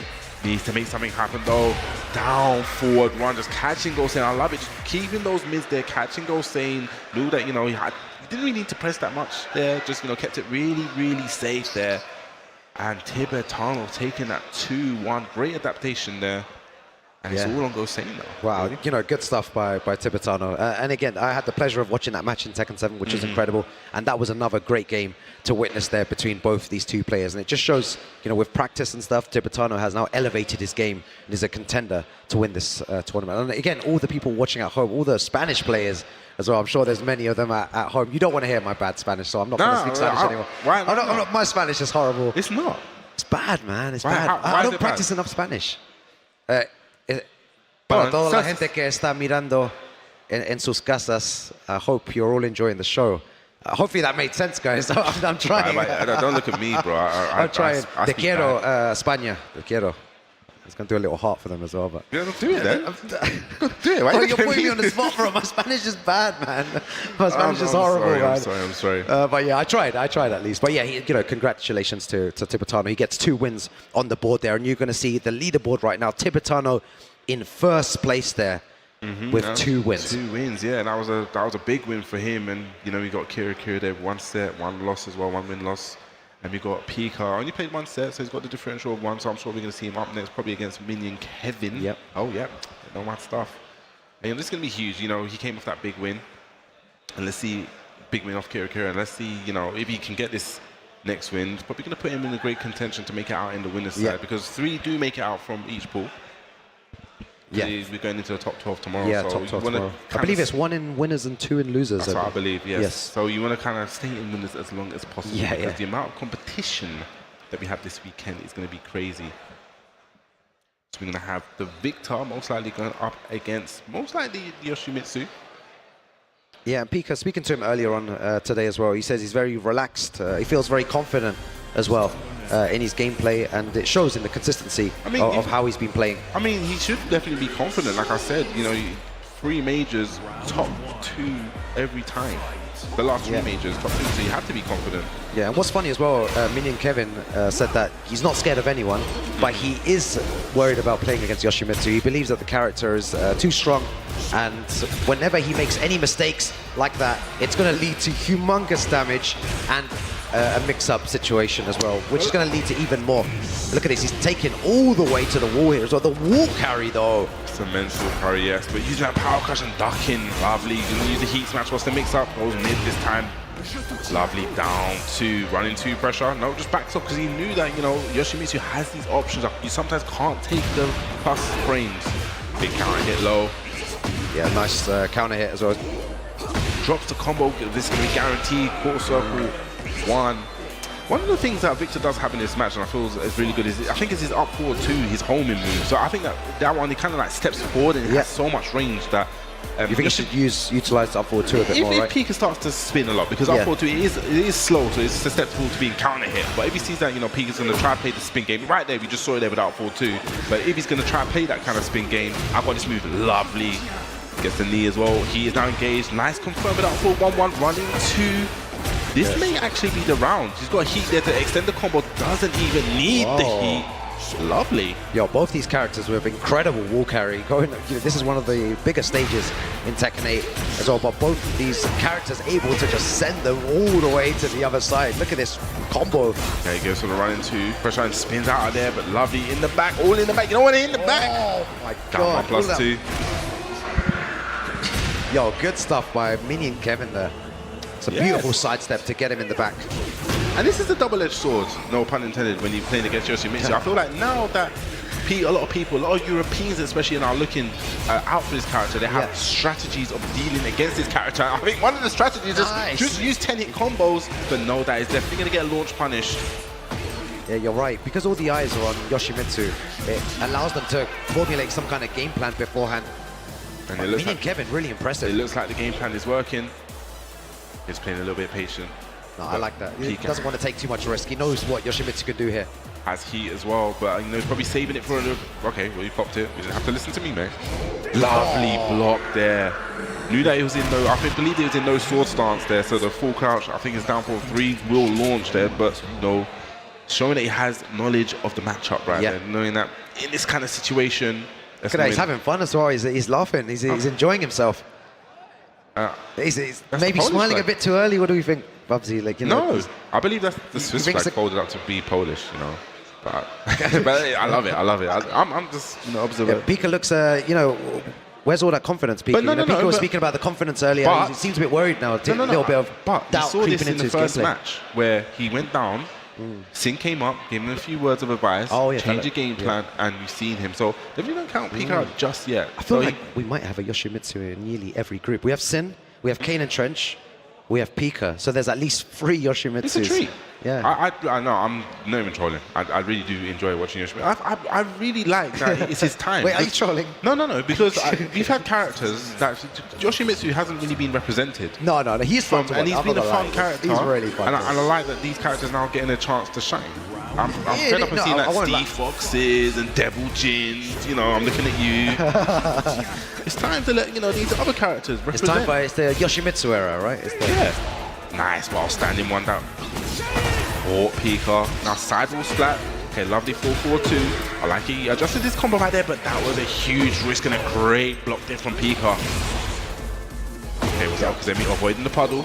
Down 2-2 string. And 1-1 gets the wall splat because that was in no sword stance. Yeah, very nice. Good 1-1 as well. Going to get the back 2-2. That's going to be the round. Yeah, guaranteed here after that guard break charged up. You know, Sin could be giving him advice and saying, play more aggressive in certain situations, in certain interactions, he needs to be pushing a lot more. And it worked in the previous game. He managed to make a comeback. Can he make another comeback here as well? He has the potential. We know he does. A lovely duck gets the wild standing one, and it's going to be a huge combo. He's going to look for that wall. Get 4-4-2. Lovely. Just shy of the wall. He did get the wall splat though, but he wanted the higher wall splat. Oh, lovely nice. use the power crush there. Didn't want to deal with any of that. You have to time that well. Nice back 2-2 there as well from Pika. Again, going to get a full conversion, but I believe that may have been floated, so the damage is going to be really, really scaled. Oh, that was so unlucky there. They didn't reach for some reason. Yeah, I believe it's because it's floated, so his combo probably needed to be adjusted a little bit more. Okay, using that 4-2 again. Yeah, Pika taking some more risk there. Nice throw break. Unlucky with the pickup there as well. 10 seconds remaining. Down two. I believe that's neutral on block. It's up to Pika to do something here. Look at the defense. Minion Kevin. But it was too defensive. But I get it. Sometimes you just got to be wary of the flash. But in that kind of situation, especially after the helicopter, I believe the helicopter, when not in heat, is kind of like your turn to take. I always find it difficult, Bubsy. You mentioned it before. When there's little time left, not much life. Do you press or do you just defend? I believe in this game, you just got to make a choice and just slip by it. Right? Yeah. And if it goes wrong, next round. Next round, yeah. Lovely counter Like hit that, down basically, back. right? Well, he's coming with the fire, and this should be the round. He keeps the combo nice and simple. Lovely way to answer back 7 golden letters. Exactly. 14-second round there from Minion Kevin. He is not messing about. Talking about not messing about, just using a hop kick, finding it pinpoint accuracy. There's the wall, gonna use the heat burst, extend the combo. What's the Okazemi? This is where Yoshimitsu gets very, very dangerous. Okay, just backs on out of there. Yeah, he's trying to bait something out. I don't know if I agree with that. His back is against the wall. He should be applying more pressure, not allowing Minion Kevin to get out. Oh, he's going for the 10 hit again. Okay, this time ends it. Oh, a little bit tricky stuff there. Down forward one. Yeah, he checked him with 2 mids there. Minion Kevin is prone to ducking in the neutral. Okay, 2-2-2, gets a gunshot. Lovely. You see that he held the brakes there and he spun into it using the down. I don't believe it's down 1+2. That was so good. The delay from that low, again, the pressure here. Pika, what do you do? No throw break. Probably the first rainbow drop we've seen. He's gonna get full conversion off of this. No, the wall was just a little bit too close. Oh, the 1-1 again. Yeah, guaranteed hit. Full crouch low. This is a very bad situation for Minion Kevin to be, but great. Oh, that was so sick. Okay, he needs to do something here. Yo, just mids all day. No one wanting to go for that low. No one wanting to take huge risk here. Just mids. He goes low this time now. Doesn't charge it up fully. Okay, now uses heat. Needs to really make something happen. Time. He does have some time though. Oh, what a break. Yeah, so it's a counter hit throw as well. Lovely confirm. Running to pressure in a bad position. Oh my That's god, gonna that get was punished. sick. That was crazy by Pika to evade that. How did he do it? Yeah, now look at this, a little smile on Pika's face. And I see that the coaching did work, but oh, wait, his hands can't even open a water bottle, man. And we've noticed that, on many occasions when your adrenaline is so high. And that was a very, very tense situation there as well. You can tell that Pika is quite nervous here, but he needs to regain composure. He is making a comeback here, and in this very important next game. Stakes are very, very high indeed. Okay, went for that while standing one again. Probably in that kind of situation, he wants to go, I think it may be a while standing 2 to float. Okay, spends the heat burst, wants to put him in a situation, looking for that balcony break. Yeah, and I've seen this before with Pika as well, activating heat really early in the game, and it works for him. It really does. It's definitely going to be a launch. Great punish there. Down back 1-1, 2-2. Okay, nice. No, I want him to kind of go for the plant the sword in the ground and Okazemi ended there. He's going to get max damage here as well with the wall. Yeah, he's going to get some life back as well. Be a huge comeback for Minion Kevin to make. Unfortunately, he cannot make it. Yeah, good stuff. Pika on the front foot for the first time here against Minion Kevin. Big counter hit with a down 4. Okay, running 2, wants that pressure. Trying to fish for that forward 1. Yeah, he's doing running 2 into nothing a lot of the time as well. Yeah, just to kind of see what Pika does. Yeah. And lovely, gets the twin piston bar, standing 2-1. Oh, opts not to use heat there though, Bubsy. I agree. Maybe wants to save it. He does have the life lead as well. Nice. Use it there to just negate any kind of pressure. And uses the heat burst. I mean, the heat smash, sorry. And just like that, Pika. Yo, Pika's playing really impressive here. He's found the way back into the game. Meaning Kevin not really sure what to do. And again, the hop kicks out of nowhere. He does throw it out from time to time. You need to be careful. Back against the wall. Pika activates heat this time. The pressure is on. Fully back charges 2-2. it. We see that before. Lovely. Oh, doesn't use back 2-2. Use something else. The QCF2. And going downstairs. I don't believe this is going to kill. And he saved his heat. Still has a little bit left. Uses it for some more pressure here against Minion Kevin. Goes for the low. Good low block. Yeah, nice. Gets the jab, gets the flow. Where we going? 4-4-2. No. Oh, Misses no. the combo. I believe he went to take him downstairs. He probably should have gone for the 4-4-2. 4-4-2 there. Yo, not much time left as well. 15 seconds remaining. Goes for the duck, and Pika finds a way back again and takes it there 2-1 over Minion Kevin. What a game from both of I these understand guys. what he wanted to do. He wanted to kind of like take him downstairs. Take him downstairs, but yeah. He should just gone for the 4-4-2, then popped heat and actually looked for the wall. Because one thing we didn't see with Victor, and I really believe this is when Victor is at his strongest. And when you get him to the wall, and I believe it's like forward, down, to something like that, where you spikes him down, and he goes down. then you can put the sword in around in the plus range, especially when you heat. It really kind of like it locks you down. It puts you in 20-20 lockdown. I'm telling you that move, and it's a way to kind of like put Pika under a lot of pressure. But you didn't actually see that once. But I guess Pika was really, really good at negating that from even getting towards that wall. Yeah, right. It was really impressive as well. And the way that he was utilizing that heat smash as well, it was all going his way after a while. And in a very tense set, they know what's on the line there. And you could see both players really wanting to win that. But Pika, again, takes the win. Takes the win, and that's 2-2-1 wins for him. So he's gonna be in good contention up there with Tibetano. Yeah, when we see that leaderboard, I feel like it's going to be those two at the moment. It's are the ones looking competing. that way. Yeah, for the top position there, trying to make it out in winner's side. Second place and third place will go into the losers side of the bracket. And there we have the flag again. Oh, another great match to spectate. All of these matches are great. Kira versus Tibetano, Switzerland versus Spain. Spain, yeah, and I believe that these two actually played. I believe it's one of the first majors, one of the earlier majors, in the Polish one. And these two actually met in the first round in losers top 8, and it was Kira that actually beat and eliminated Tibetano. I believe Kira finished 4th in that event. He went on to finish 4th, yeah. So, like I said, this is on Tibetano. When you have those situations where, you're coming in, like your opponent beat you, you've seen the bracket, like it's on Tibetano for him to do his homework and, see what he's going to do. So I'm guessing more so that he's going to come with the Asuka again. Kira, I'm sure is comfortable with Asuka's play. Probably played a lot of Asuka, probably played Fergus, maybe even trained against him this week. Fergus is here. Yeah, big shouts to Fergus there. He competed in the LCQ yesterday, one of his first tournaments. It was great to see him. Great to see him. We haven't seen him travel for quite a bit. I haven't seen him for quite a bit personally as well. And to make it far, made it into top 8, but unfortunate. But yeah, we got the Kazama match. We got the Jun versus Asuka. Not a matchup that we see often here, and the Spanish style attacker, and you love to see it. Aggression straight away off the bat. Tibetano pressing buttons. Only 14 seconds has passed already, and he's nearly off already. Kira needs to find a way to get back in here. Yeah, I love it. That was a big whiff. Uses the heat smash to get the wall splat as well. Going to get a huge damage combo. Side wall splat is not going to mess him up though. Unfortunate. Doesn't get the last hit of that, so he doesn't going to get any of the recoverable health from that string. Oh, is he going to get a wall splat as well? Yeah. What's the damage like? Down. Lovely. This is a bad position for Kira to be in. Need to make something happen. Down jab. Wants to alleviate pressure. Side step 4. The lovely down forward 1. Just checking Kira, making sure you're keeping it frame tight. Don't disrespect me. I love Tibetano's timing as well. The way he's dashing forward, stopping, and then using his move.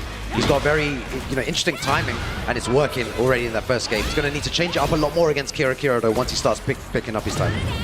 Okay, heat burst there from Tibetano. Lovely. Now, yep, he's going to spend the heat to make it a full conversion. Where's that wall? Going to get the wall.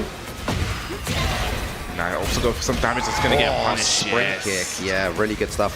And that's the thing with Jun Kazami's just got a really good punish for that. Going to get the wall splat as well. He's just using that jab pressure. Goes low, big block there while standing 3. That was a big bet from Tibetano. Did not pay off. Good punish as well from Kira. Yeah, very good punish. Back to the wall. 1-4. Forward, 1+2. Yo, he wanted to do it a third time. Why not, right? But didn't want to deal with that pressure. Goes low again. I respect it. Okay, down back 3. Just looking at chip damage. Look at the pressure. Look at the wall stun. Down 1+2. So good. Love it. Just dashes up using 1+2 inner strength. Tibetano 2 rounds to 1. Gets that step forwards when that pressure, using the back border just to keep him keep him true. Yeah, going for the lows there. Safe launcher as well. Both players just super patient now. Just single jabs, activates heat, uses the dash a bit early though. Range down for 2. Timing on that, just catching Kira, knowing that he wanted to get something started there, just catching him coming in. And just look at that, 3 rounds to 1. I was saying this before about Tibetano, the way that he's playing, he's super consistent throughout the whole, EU Cup tour. And now he's doing a lot of damage, but Kira is no stranger to being on the back foot. Yeah. He always finds a way back in these situations. He's good at adapting to whatever's happened. And the thing is, I saw him like nodding his head, so he's probably like, yeah, okay, cool, I know what's going to happen. Now it's going to be, this is where the match gets really interesting, because Kira, like we said before, he's very good at adapting. So what is he going to bring to the table? Is it still going to be the Jun-Kazama, or is he thinking, you know what, maybe I need to bring out the Lissa, maybe I need to bring out the Nina. We even saw him bring out the Steve yesterday. Like, he's going to decide what's best for this situation. I think he may have stuck with the Jun, probably going to come with a different kind of game plan. Yeah, let's see what he does here. Tibetano 1-0 up against Kira here. They're just playing that in close Tekken. Lovely lateral move in there. All counter hit. Okay, 4-4, 1+2. Went for the down 4-3. Thought that Tibetano would step in that situation. Yeah, I like his usage of down 1+2 as well. The side step 2 there. Nice. Actually pressing buttons. It's dangerous. He's going to get the wall. No, probably a little bit too much wall carry. Down back 3 in a bad position again. Uses the heat smash. What's the mix up? Okay, nice block on the strings. Went for the can-cans. Well, needs to be careful. The can-cans in the back 3. It's a Lovely threat from punish. both players here. But the thing about that punish is it does it takes life away from Jun as well. So yeah, it may be a great punish, but when you have little health as well, you're kind of putting the pressure on yourself a little bit more. Yo, both players using can-cans, retaliate, and Tibetano with his can-cans, Kira with can-cans, no one wanting anyone to get any sort of momentum. Yeah, you see that upward one just whiffing there. It looked like he didn't have the range to punish that from Askar. Okay, lovely. Gonna get a full conversion of that. That was counter hit. Okay, this is gonna be a huge combo. Where's that wall? Finds the wall. Okay, gets the wall blast as well. Yo, that's like one of my favorite parts. But I don't think Kira would have wanted that wall blast. I probably think he would have wanted to keep it out of that wall. Wanted the good wall positioning instead. Yeah. Just out of range, no whiff punish, no! And that was a great awareness from Tibetano, knowing that string was going to finish, knowing that he had a gap there to press that rage art. And I all believe that was just from one bad decision from Kira, just using that wall blast and just changing positions. Yeah. Like, positioning in Tekken means everything. Everything, you're right, yeah. That one situation there cost him. But Tibetano now on the front foot. Yeah, he looks unstoppable at the moment. Spain in the house, and that's going to get the floor as well. Yes, this is all looking Tibetano. Yo, Spain. This move for okay, semi. His side step forward. Can Kira get something outside? He's going to get some health back as well. Okay, counter hit again. We see it doesn't actually spend it for the combo. Probably saving his heat for something else. Yeah, he still has heat there. Okay, he uses the heat, but he's going to get some life back as well. Nice duck. What and a duck. Lovely duck. That was a little bit too slow from Tibetano, but... Is he going to go for the rage art here, though? No, goes to the spike down. Go for 1+2. Using the back 4. Yeah, keeping it frame tight. Making sure that Tibetano cannot disrespect in that situation. Yo, the people there in the back and the players from Switzerland, they're giving their boy energy here. It's not over till it's over yet. That was a great trade. Okay, heat burst. Oh, look at the trades. Just trading everything. Down 1+2. Down 1+2 again. Is he going to do it one more time? Okay, uses the heat, smashes the bad position to be in. Must have mixed up, goes mid this time. Got spring kick. Okay, oh no. Yo, he still has access to heat. Kira needs to find a way to pop it. Okay, pop the heat right now, but no, down back 3, going to take it. Yo, Tibetano again taking it over. Kira there. So consistent and so strong as a player. Getting revenge for that Polish master defeat there. Yeah. And I believe that means that's 3 wins for Tibetano. That could be 3 wins. I believe he's straight, won every single game. I hope to see that leaderboard very soon to see what the latest standings are, but Tibetano is looking on fire right now and looks unstoppable. You was giving him the props and the praises from before. I feel like he's more of a complete player now. Yeah. He's got that experience. He's got that reckless play style. He can play defensive at times as well. He's got the full package now. which makes him such a good player. What would get? I don't believe it was it the last Tekken World? It was the one before that. Previously, when he went on that like traveling, he went to like Puerto Rico. He went to everywhere. Everywhere. He qualified, I think, for the Tekken Yeah, World he did Tour qualify. Finals. But I believe here is your standards in a minute. So yes, Tibetano with 3 set wins. You've got Pika. Also, yeah, undefeated with 2 set wins. We've got Kira sitting in the middle. We've got Minion Kevin, and at the bottom goes saying that I'm not even gonna try and attempt to do maths because. Yeah, it's not me, but it's just looking really nice for Tibetano and Pico at the minute. That these two are probably going to be battling it out to make it out first in the first winner's place. side. You're right. Yeah, Pika and Tibetano, they're fighting it out. Kira, he's lost twice and won 1.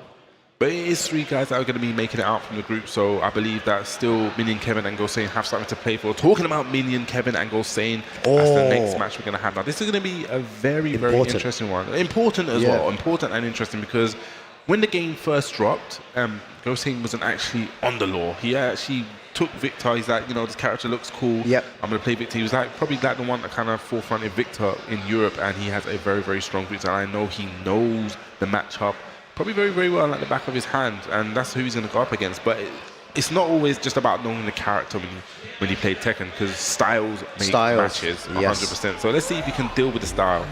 Okay, interesting. So he's actually gone with the Jin. I wonder if it's because he knows that.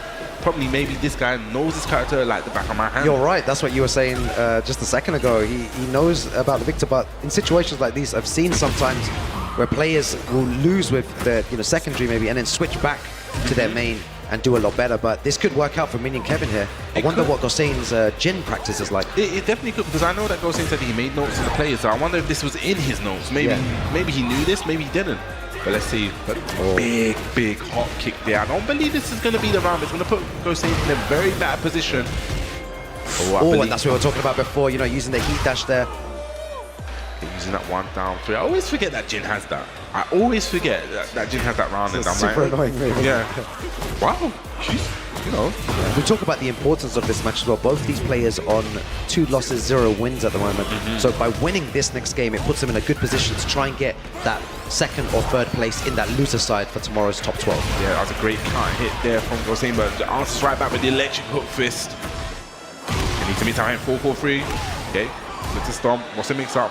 Lots of 4-1+2s there, Yeah, great throw break. Lovely sidewalk in the back. Doesn't punch the 2nd hit there. Scared of the 3rd hit. Okay, while standing 1, trying to confirm it. While standing 1-2, definitely going to confirm it this time. Gosain with his first round in this game. Yeah, good stuff too. Gosain, that nice down forward 2. That was a huge. The Minion Kevin definitely did not want that. Okay, a little bit of a combo drop there from Gosain. Nice, with punish though. Down 2. But just using that little side step right. That's where you kind of where you want to generally go against Jin, but lovely duck on the down forward 1-4. Yeah, definitely needed that. Gosain, good combo. Gonna extend here. Gonna put him into 1 final mix. He uses the nunchucks there. Yeah, 1+2. I like it. Like I say, utilizing heat, knowing that, okay, I'm gonna put you in this situation. You gotta guess. Another duck, 1-1-2 this time though. Didn't go for the while standing 2. Yeah, Gosain's knowledge of Jin is really good. Ducking all the strings really well, moving correctly. All right, she's using a lot of 2-1 here.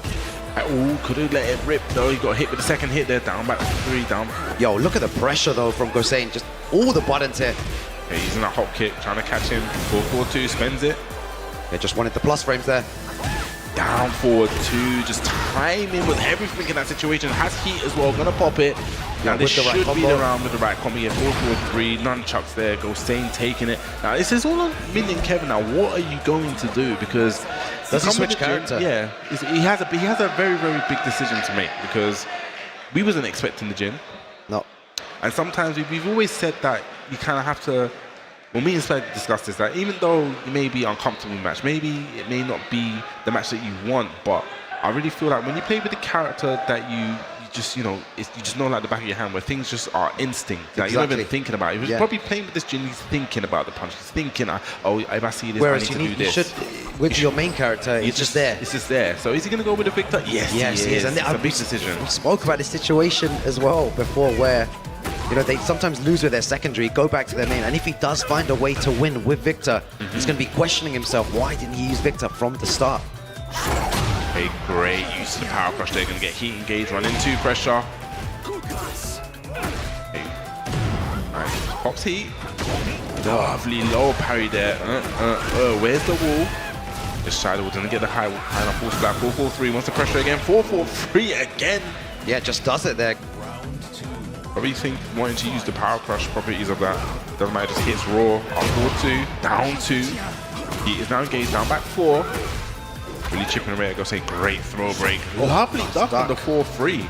He already looks, you know, even though he lost that first round, he does look more comfortable here with the victor. The way that he's moving, the way that he's trying to sidestep. Look at that small little whiff punish there. Good stuff. He's in that back 2, trying to fish for the counter hits with the back 1 now. That was definitely a counter hit while standing 4 into DSS forward 1. How'd you get out? Backs against the wall though. Definitely had that. Is now safe in heat. Big heat smash. And this could be the man who gets the wall splat. Yeah. This should be the round. Yeah. What a combo. Conversion. Yeah. Just like that, Gosane looking to take his first game, and the 2-0 will be big, especially on the differentials as well. Lovely dart. What a dart. We were talking about the knowledge from Gosane. He knows this character very well. He was maining him for a long time, and it went back to the low afterwards. That's half bar already. Okay, slash kick misses, gets a little punish up forward 1. Right here, just holding the brakes, trying to fish with that counter hit. Pops the heat. Activates heat. Yeah, just the first hit of back 4 there. Didn't do anything else. Hello, just dash forwards, trying to get Gosane to press something. I feel like it's difficult to do stuff like that to Gosane because he just doesn't bite. He will just not press. It doesn't matter how much you dash in his face. But that was talking about pressing, gets the counter hit down back 4. Great timing there from Minion Kevin. Yo, Minion Kevin still in the game here. Ooh, probably if he kept on walking, maybe we'll be able to get a junkyard in the back. That's one of the things I think is cool about Victor. He can be a bit linear at times. So that's why you probably see Gosane using that lateral movement. It goes for the low there as well. Gosane. Playing that slow Tekken. Trying to probably high crush a jab there. Yeah, the pace of the game has changed, right? It definitely has very, changed. very slow, right? But I feel that this probably does suit Gosane a little bit more. Yeah. He's trying to get that counter hit. Oh, nice little punish as well on the down forward 2. Really difficult to punish. He got something there though, and again he ducks. He's done that before. Yes. We saw that in a previous round here from Minion Kevin. Gets to the wall, and this should be the this should be the round. Gonna keep the combo nice and simple, just like that. We're talking about being comfortable, and you know what, ducking the 4-3, like just like that. He's done it twice. Twice now, yeah. The first time got a small punish, the second time got a bigger punish there. Nice block on the low. The crowd goes wild. Okay, now this is what I want to see. He's going to go for the single jab. Okay, here we go. No, doesn't put the sword in the ground. We haven't seen it. We go for the 10 hit. He knows. No. Yeah. Even Gosane knows the 10 hits, knows when to duck. I'm impressed. Oh, that was really sick from Gosane, and that could change things right here. Gosane on the front foot, goes for the low. Heat smash. What's the pressure like afterwards? A big duck again while standing 1. Okay, we're going downstairs. Oh, let's see if he does his right combos this time. You know, last time there was a few questionable combos here. Oh, was it worth it though, Bubsy? Big drop. Gonna get a punish on the 1+2. Goes low this time.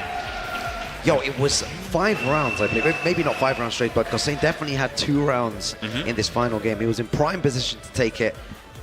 And Minion Kevin, out of nowhere, makes a comeback. I mean, we've said this before, you know, he doubted his Victor, but it seems like, is this the answer? Yeah. Could he have thrown away a game? Because now it's on Gosane, because Gosane's seen this Victor, and now he can adapt. Okay, so go straight back in with the law. Is he going to regret his decision here? Okay, once again, playing that in-close Tekken, using that back four, trying to catch Minion Kevin stepping. Okay, that's great with punish. Hit down 2, neutral on block. And again, using that power crush, he is now engaged. That is definitely a confirm there. Nice counter hit confirmed with the back 1-2. Yeah, more wall standing for DSS. Mix-up here is going to get full combo here as well. Where's that wall? That's a little bit too much wall carry. Nice duck there. This time, Gosane was ready and aware. Something, you know, when you press into a jab, into a power crush, these high power crushes, if you do like a move which has quick recovery, you can duck. Okay, back 4, catching Minion Kevin stepping. Small pokes, right? Single jabs, down forward ones. Just playing that in close game. Yeah, he's controlling the neutral here from range 0. Nice back 4. Seems to be really looking Gosane. Really doesn't duck the last hit of that. Forward 1+2 again, trying to get more plus frames. Good throw break. Yeah, Yeah, gets the punish there. Down forward two, keep it nice and tight with the frames. And this should be the round. Just keep it come on nice and simple. Looked like Minion Kevin tried to sidestep there, just not enough frames to do After that. Gets hit by 1-1-2, down forward. yeah, you don't really want to be doing that. Lovely, that's going to be a jump guard in the back. And it's going to be huge damage, especially when you get to the wall as well. Yeah, you were saying that before, on some occasions he just sidestepped not enough, right? And that one time gets all that damage in the back.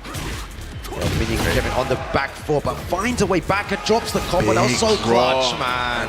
Does go in for the low again. I do not agree. This could be the round. I believe this is going to be the round. Yes, and Gosane takes it. Team Mirage Gosane with the win here. But Minion Kevin had a big combo opportunity there with a counter hit low.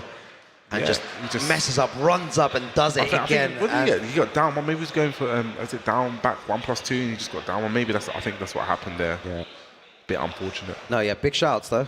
You know, newly sponsored as well. Gosane, big shouts to that. Team Mirage as well. I know the guy who owns that company, and such a lovely guy, and he's been putting a lot of work in behind the scenes, and it's good to see now Gosane being able to travel all around the world, competing at the highest level. Fergus also got signed. Fergus got signed as well, but then Kaiser as well. Yeah, so it's good to see the support for Tekken 8, and we'll be seeing them throughout the whole Tekken World Tour and traveling around the world, causing big damage. I mean, I've said this many a time before. Like when Gosane is he's most comfortable when he's in the zone. And he's unstoppable, right? I do really believe he is unstoppable. Maybe there'll be a little bit of nerves today, but he's still in a chance to make it out of the loser's side, I believe. That was an important win as well, because it puts him in a 1-win, 2-loss situation, so he can still get the 2 wins there, and that's how the bracket is planned out. Already Tibetano up there with a differential of 5, 3 set wins as well. Pika there in second place, but Kira and Gosane seem to be the ones at the moment,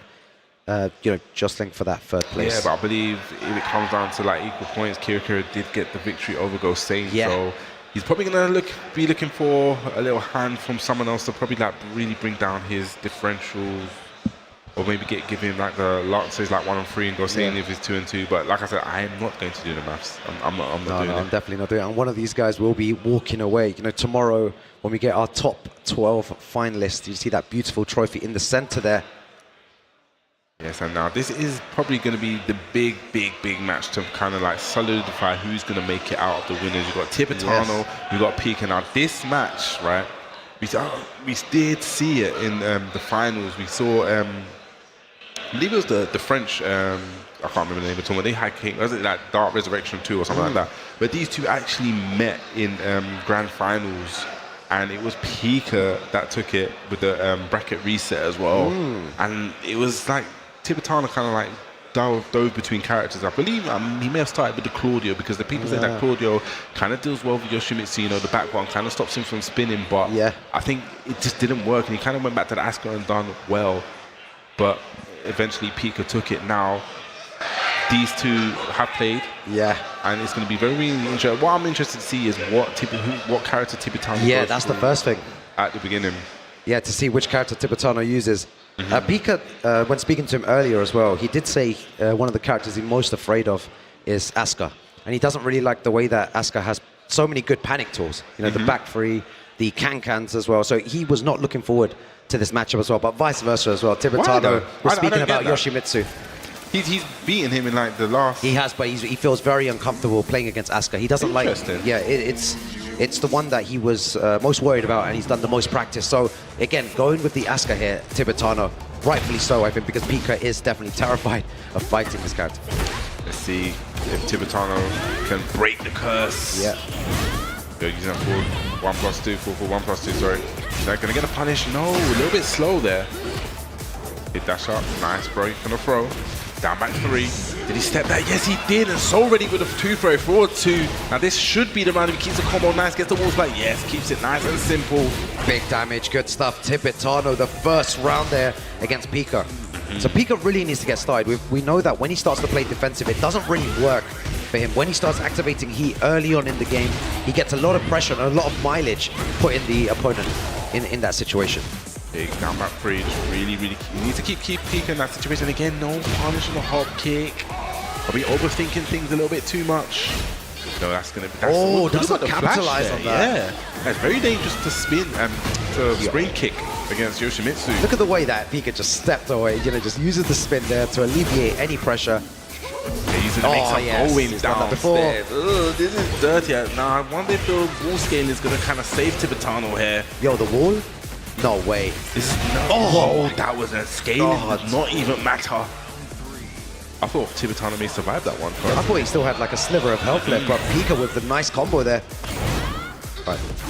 Nice dart there in the back 2-2. Yo, you can see that his reactions are really on point here. But the thing that Pico does with that, he kind of like delays it at times to kind of mess with the timing, but Tibetano was having none of it. Down back 3. Got a down jab, wants to keep that pressure, wants to keep Pico at the wall. What a block. Big risk there from Tibetano. Yeah, did he need to take that much risk? He had a huge life lead, didn't might have gone for a safer load, but uses a down back 1+2. And just like that, how much damage he did. Pika is in the lead, but down forward 2. There we go, using the wall explosion as well. Oh, okay, no can-cans. Nice, using that single hit. Now I agree, because if he went for the ring circus, I believe that it was going to be one too many hits already, so just keeps it single. Doesn't want to make any mistakes. Yeah, this is so sick to watch. Tibetano looking to try and get 4 wins and dominate this Group A here. Okay, nice, uses the parry. First one we've seen. It's going to be the back of Pika's head. Okay, uses the heat burst, wants to alleviate some of that pressure. Nice. What a block on the low. He's probably scouted him and seen that he likes to do that.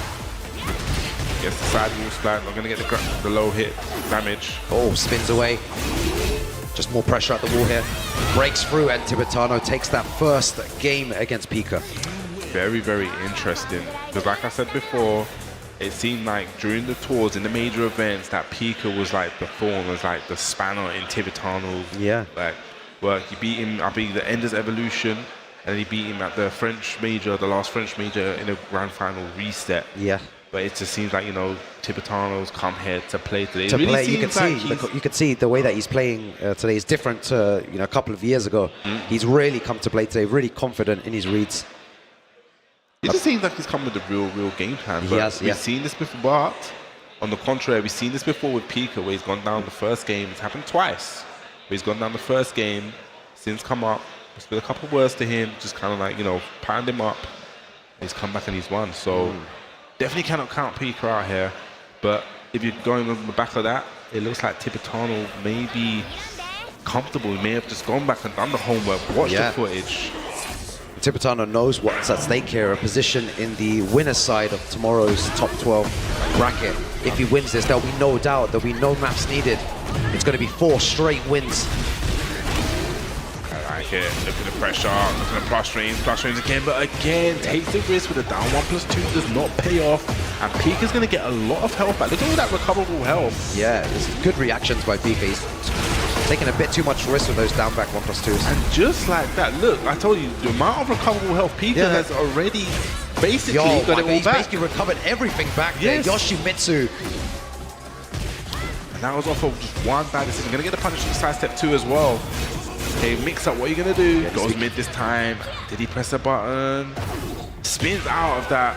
And that just came from one bad decision. Just one over, you know, stretching. Just one down, 1+2. This game's sometimes very volatile. Yeah, it's gonna get the punish? No. Okay, he burst. Trying to get something started. Okay, gonna get launcher. Yep, very good. Going to take all the way to the wall here.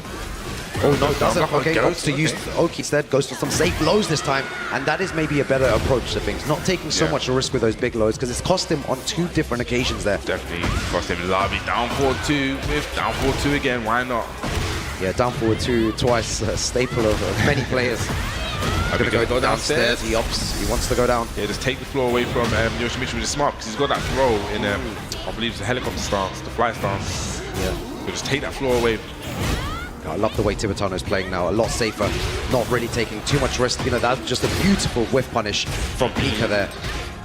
He was ready. Lovely combo. Okay, probably opted to go for the just range 4-4-2, but dropped it. Okay, very patient. Goes low this time. Okay, still undeterred from going for those risky lows. Down 4-2. Counter hit 4. Oh, what a whip. And the thing is, he was ducking anyway, so he would have blocked that low from Yoshimitsu. One more round, and Tibetano tops this group here. Back 2-2 to start things off. Brilliant mid-punch there. Uses the power crush. Catches him. Floated. Oh, okay. Loses heat early there. Tibetano, I was going to say still has heat, but loses it here. He's all that plus risk. No duck at the second hit as well. That was dangerous. Very, very dangerous. Very, very risky. We've seen it before. The risk kind of came back to bite Tibetano, but it's not a risk. He's going for safer lows now a little bit. Beautiful whiff punish again by Pika. Needs to make something happen. Love it from Pika. Oh, the trade. Doesn't get the pickup though. Goes for the low and a nice while standing punish there from Pika. Pika trying to stay alive here. This is a huge round for both these players. You know, if Tibetano wins this, probably looking to make it out the winner's side. That's a nice. Oh, he's going for all the lows there. Okay, 1-1. Nice flash. That's the first one we've seen of this set, and it's been successful. Yeah.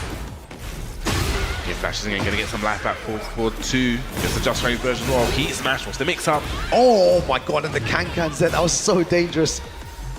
Just backing up, down back 3, just poking him away. Still has heat available, but walks into the bad ref. Knew that Tibetano wanted to get some pressure, wanted to get something started, had the heat as well, just wanted to play that keep out game. Oh, this is so tense. Good throw break. Needs to be careful. There's back 3 and can-cans here.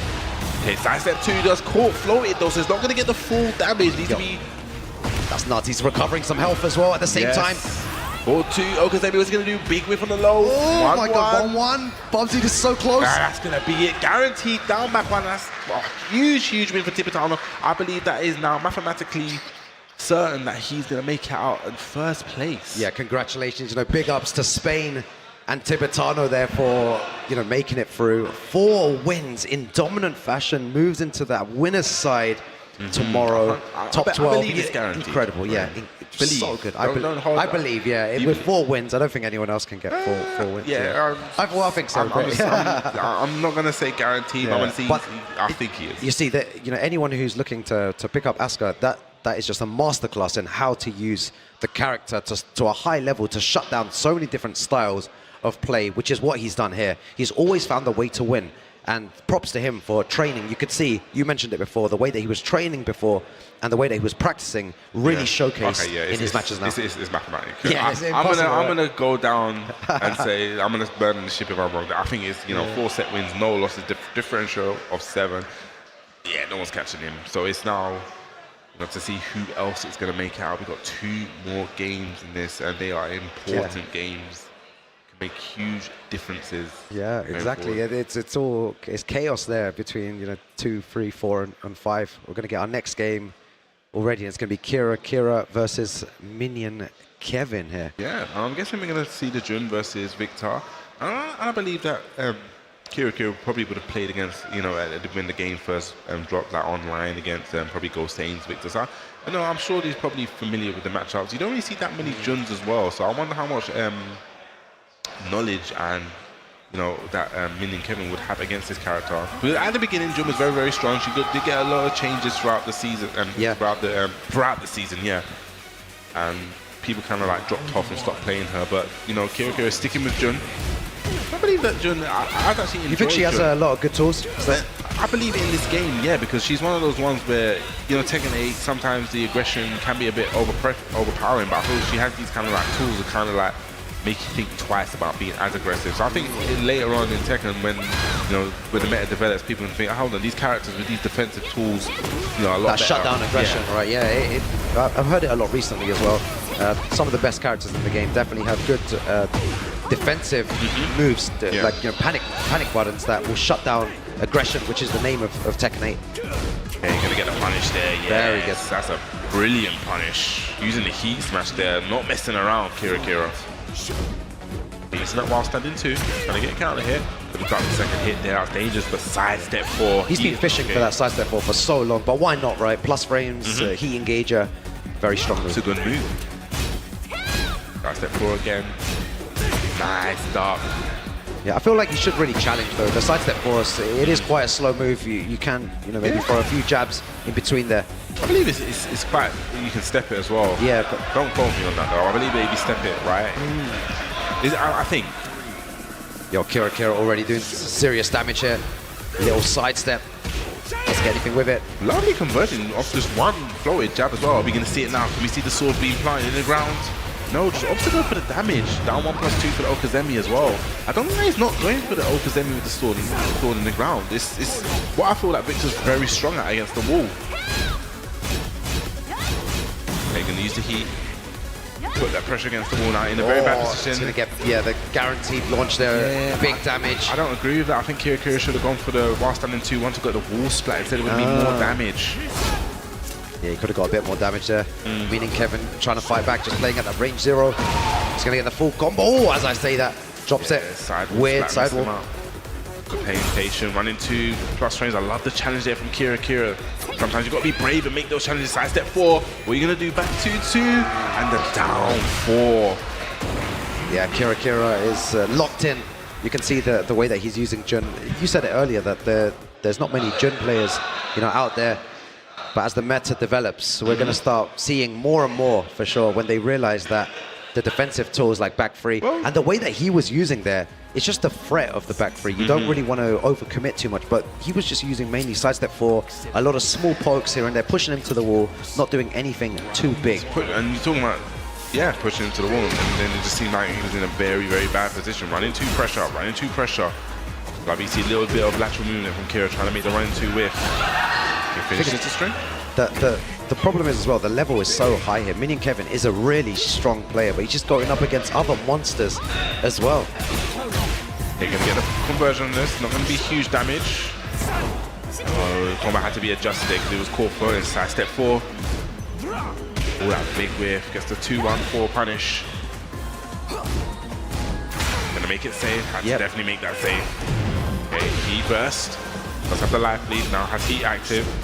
Okay, Makes it safe, Makes it safe. And uses that heat smash. Kyoko has been really, really fine in the heat smashes a lot today. He just holds onto it and makes your opponent second guess. It's a good thing to have because it makes you kind of like hold back a bit. Like, oh, he's got this option. This 30 frames is really fast. You talk about the back 3. The first one we've seen connect. Yeah, you overextend a little bit and that's what happens to you. Look at the damage as well, you lose. Oh, big whip on the combo though. Still in a good position, still has heat active. Yeah, using a lot of that side step 4, goes for the can-cans there. And then the low, and he uses that occasionally when you forget about it. I completely forgot that he had that option. We're used to waiting for him using the other heat smash, and then goes for that out of nowhere and takes that round. One more round for Kira. Kira really need to look that she went into stance, and when she goes into stance, then she has access to that. So it's something that he should have been looking out for. But does have a commanding life lead here. But doesn't want to let it go. Okay, heat burst. Okay, nice. Could have got a launch on that. I believe that is launch punishable. Yeah, nice little block, gets at least something on that. Oh, that was a really good option by Minion Kevin. Definitely hanging on. He's definitely hanging on in a minute. Yeah, he's been in situations where he had to hang on, and he's been able to. About the second hit the can when it whiffed. Okay. Big whiff there. I'm surprised Kira wasn't ready to punish that, but gets a punish on the back. 4-2. Both players activating heat. No messing about here. Oh, catches the second hit count here. Yes, and that's going to be, should be the round if he keeps the combo nice and simple. There we go. Not dropping that code. Well, Kira 2-0 there over Minion Kevin. A great performance all round from Kira. Unlucky. He's had a great weekend, making it through the LCQ second place. Yeah, and second now place. I believe he's going to make it through the group stages. Yeah, commiserations to Minion Kevin. Did play well, had some great sets, had some great games, but ultimately, we said that all these groups are stacked. We looked at the names, and it's never going to be easy. It was never going to be an easy one. No, not for anyone as well. And if you guys see the groups that are coming up in later on today as well, there's some really, really tough groups there where no one can predict who's going to make it out here. That's EU Tekken's tough. That's why I believe EU Tekken's the best Tekken. EU Tekken is great to watch. I think it's the best. I'm understanding it on the hill. I believe it's the best Tekken. Do you know what? I also feel that there's, maybe a couple of years ago it wasn't, maybe EU Tekken wasn't shown as much showed as much, but we didn't have as much representation. All these top players. We maybe had like a handful of really strong players, but now the player base has grown, and we've been able to showcase how good EU Tekken actually is. EU Tekken is great, and it's exciting. Yeah. I love exciting Tekken. Yeah, me too. So I believe we're going to move into our last match of this group. Yeah. I believe it's going to be Pika Pika.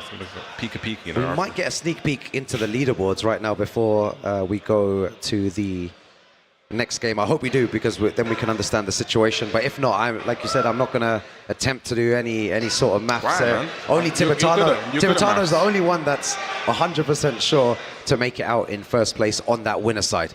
Here we go. So we got the last match. We're going to have Pika versus Gostain. But now, I believe if Gostain probably wins 2-0, I believe. Maybe even 2-1.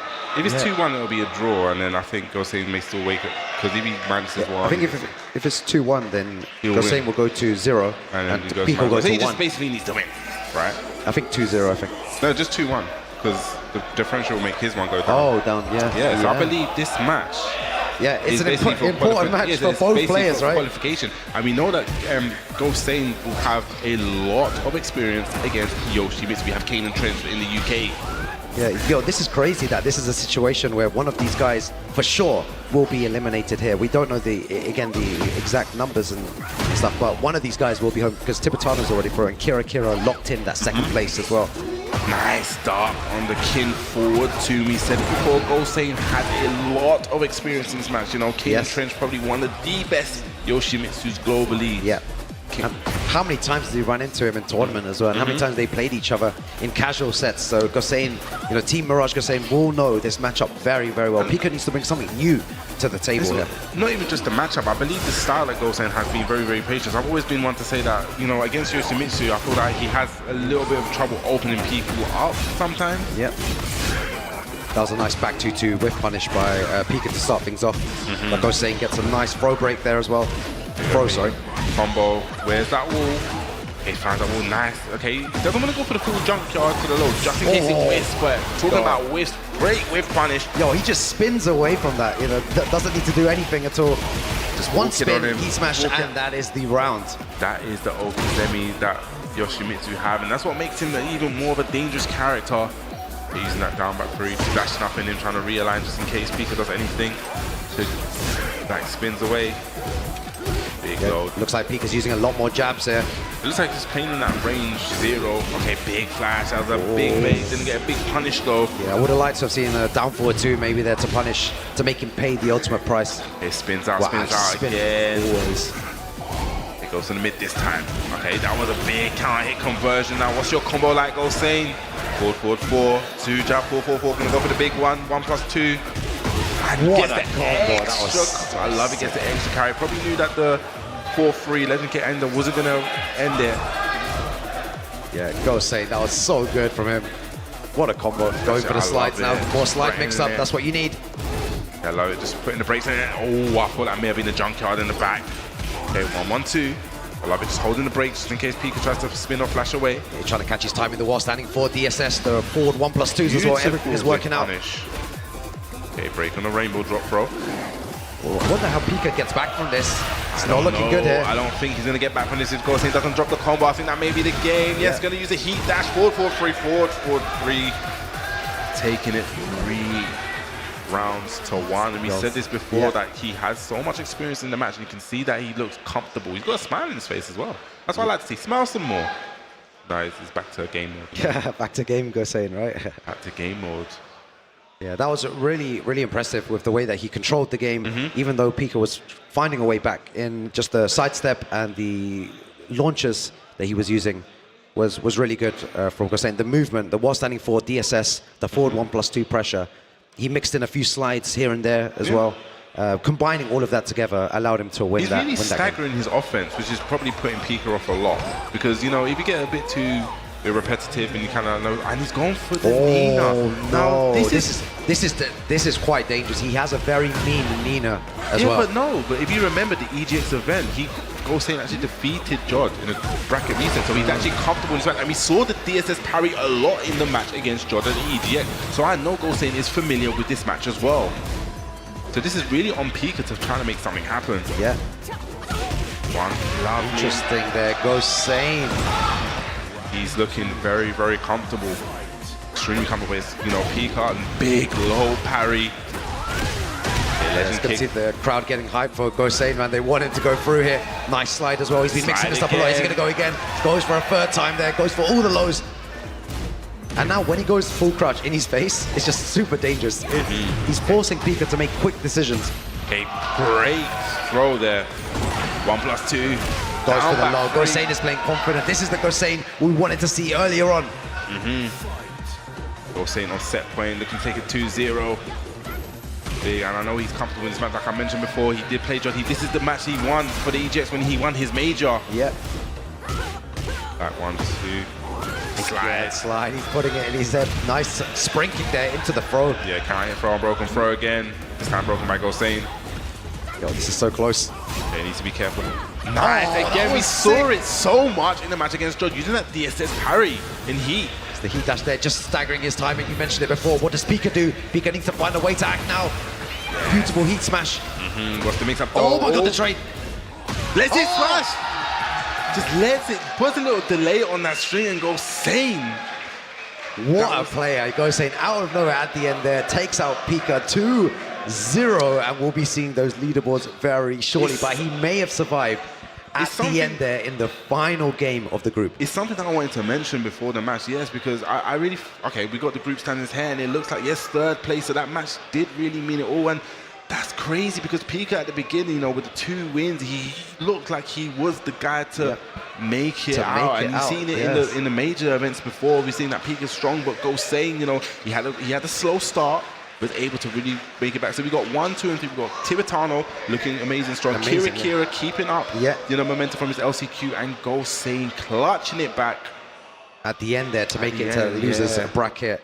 Top 12, which is a great position to be in. All you wanted to do today was kind of make it out of groups, and if you ruined your opportunity to make it in first place, then you need to try and get out in that loser's side.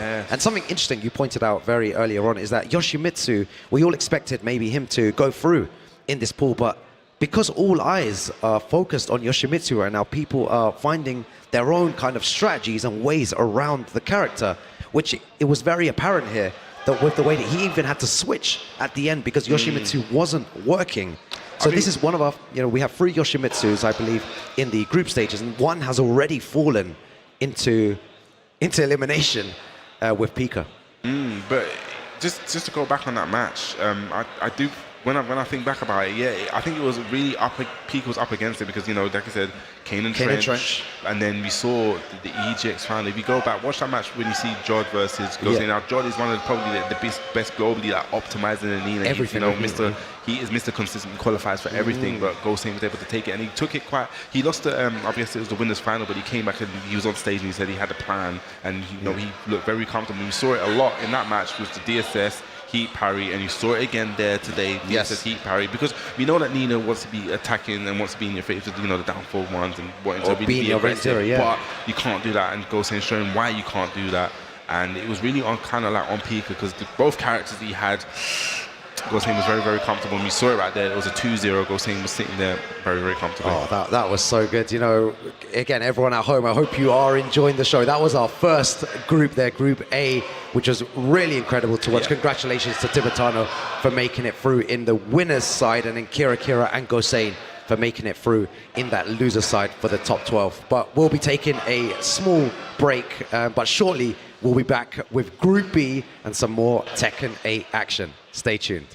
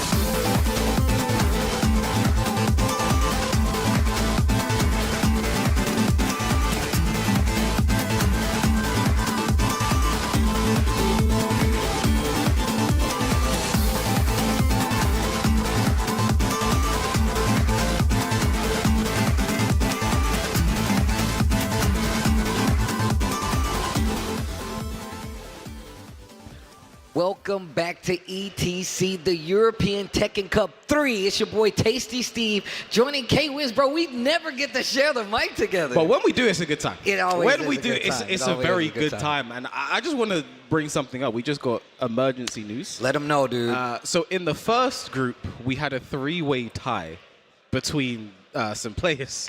And not right now, but later on, we'll be dealing with that tiebreaker. So, yeah, we literally just got that information they just like told literally us. 10 seconds ago. So, yeah, that's going to be something that's fun to deal with when That's that crazy, happens. actually. But we're going to That's forget about crazy. that for now. Well, look, now yeah, have Group we're gonna save that for later. Obviously, they have to play the tiebreaker so we can know who actually makes it out of the group. That's why it's so important, in case you guys didn't know. But that brings us to Group B, which we will be guiding you guys through. Let's take a look at it right now, man. We got Tetsu, Kane and Trench, Jod, who we was just talking about, Ace, as well as Frizen, who will be rounding out Group B. Who are we looking at in this group, man? I mean, I know the names that I'm already regularly known for, but who am I supposed to be looking at outside of this obviously wrong picture? Yeah, that's what I'm looking at is the fact that Tetsu and Jod have their picture replaced, but we will get that fixed for you guys, obviously. But I mean, the thing about this group, it was named the Group of Death, like very early on when sort of like it was released close to the players. And I think the main reason being you had Tetsu and Jod in the same group. And they are probably, if you're looking at the players within their countries, probably the person you're saying is number one right now, both Tetsu and Jod. And even within the European region, you're saying maybe those are two of the top three. No, 100%. Those are two of the people I think of. When I think of the EU, like the in this region, who is the best, I instantly think of these two. So it makes a lot of sense that, I mean, it'll be labeled the Group of Death. I mean, and on top of that, you're looking at players that like regularly travel for the TWT who are like well seasoned. And I'm going to be real. One of my favorite things about coming to events like this is that you get the contrast. Like I get to see, like, obviously I see like the top players that come from the region, but like seeing them interact with players that don't get to travel but are as good is really, really unique, man. I encourage a lot of people to make that one of the things they pay attention to coming into stuff like this. And you mentioned like the Tekken Tour circuit, and that just clicked something in my brain. Jod is the only player, like literally the only one to qualify for Tekken Tour finals, EWC, and European Tekken Finals. Dang, that's got to be some just kind clicked of in my record, head. bro. Actually, that's bars. Does he know that he's the only person that's done that? He's the only player Doing to Black have done History Month. That's what I'm talking about. That's what I like. I like it. That's what I like to hear. But no, man, our first match coming up, you see him sitting up ready. One of the main threats with the boy Yoshimitsu, Kane and Trench coming up. And you see Frizen sitting as his first opponent, man. And of course, the group play, the way that it works is that like only two of these guys are going to make it out of the group, if I'm not mistaken. And it's the guys with the best record. Round robin means that they all have to play each other in a set, and whoever has the best record, that's who will make it out. And on top of that, each match counts, because obviously you don't want to have a round count difference, whereas a tie that may happen just like we saw in the first group. I just got a message that there's going to be no tiebreaker. Oh, what the? Are you serious? I literally just got a message now. So we're going to forget about what I just said earlier and get to Frizen versus Kane and Trench. Frizen, formerly known as the Steve player, that was the character he's really known for over the history of Tekken, you know, one of the best Steves we had in Europe. But going to that Shaheen, because again, I mean, this is a potential top 5 character in the game. And obviously the character across from it is definitely a top 5 character in the game, Yoshimitsu. Look, people are really starting to find out about, like, I was about to say AK, but just Shaheen in general. But it's because, like, there's so many, like, prominent players. Sephi Black, who's also one of those players, that are really making his character stand out. And he has, like, a lot of tools that are a lot better in this version of the game than it was before. But as soon as I say that, Kane and Trench, public enemy number 1, Yoshimitsu, gets the round. I mean, again, he's a previous European Tekken finalist himself, right? He qualified in the, for the first one, but, you know, that was a qualification. This time he had to go through the LCQ. He couldn't travel as much to try and make it into the ETC, so he bets everything in the LCQ, and everything comes up Kane. Oof. Slash kick not gonna work. I like the hop kick, though. Nice punish for the whiff. Okay, let's see what you do with this, Frizen. Let's see what you do with this. Heat and Rage to work with, always a deadly combo. Oof. Keeper stops the momentum, tries to sidestep up close. Kane and Trench doing a great job of tracking it, actually, so gonna take that round too. Just down for one to close out. Kane looking very good right now. Nice use of the slide. Gets a hit on the ground as well. My man's using his spin, dude. Yeah, we saw a lot of that in the previous World Pico. We're gonna see some more of it now. Nice down for 2, catches him floated. Oh man, Yoshi shenanigans. I will say this though, I like him like going through the stances and trying to like, you know, going through his options, trying to see how he's gonna react. A nice sidestep 1 catching out of the air. Now I don't know if this is gonna be dead, Steve, but it could be very close, especially if he goes for it. No! Forward 4-2 just frame misses, and the while only one hits the get up kick there. Kane and Trench. First game looking great. That was fast, man. And then you have to think about it, right? Like this guy, Kane, just played a full tournament yesterday. Yeah, I was about to say.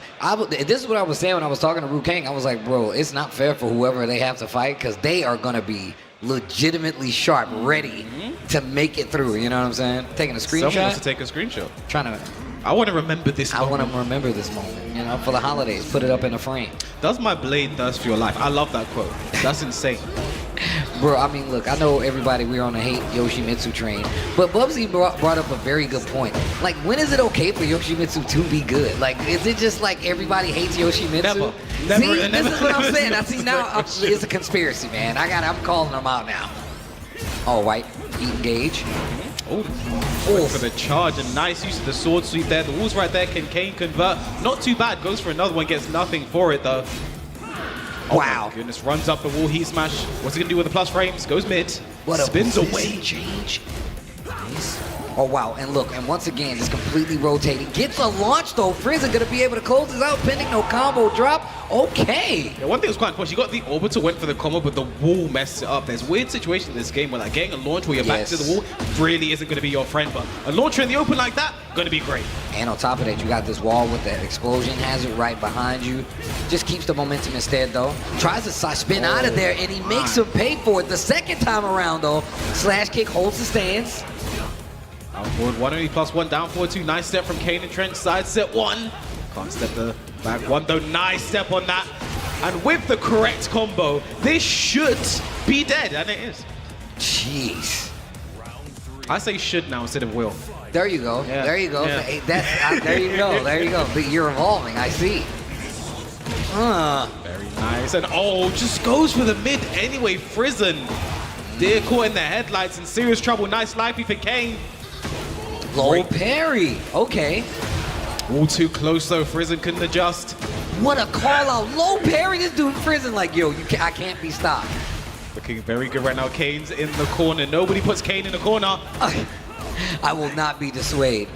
Frizen still fighting. Got a nice chunk of life back because of that last couple exchanges. Still not going to be able to stop Kane and Trench, man. He's kind of bulldozing right now. Yeah, it was a bit unfortunate, the situation in the corner, but again, another launch to start the round for Frizen. Can he convert this time? He really needs this round. Oh, wow. He's Okay. giving my man a tour of the wall. Letting him know where he's going to hang the pictures after they remodel that bad boy. Kane actually spinning into him as well. Not the best decision, but now Frizen back to the wall against Yoshimitsu with Heat and Rage Flash. Uh-oh. And the re-wall splat is well full charge. He actually takes in time. Re-wall splat with the Scorpion Sting. Great punish, but no, drops it again. Sword. Sweet. Now Kane has Heat and Rage. Will he spend the resources? No. Gonna spend it now. Hit some ground hits. What? The Heat dash chased him afterwards, and he gets the slot to close it out. Frizen. Forcing a final round in this second game is not done just yet. Yo, you see the flex? Shaheen was like, oh, he's still in this, babe. Nice step on the orbital. That 1-1 no sword stance is going to knock him down. Power crush, but no heat engage.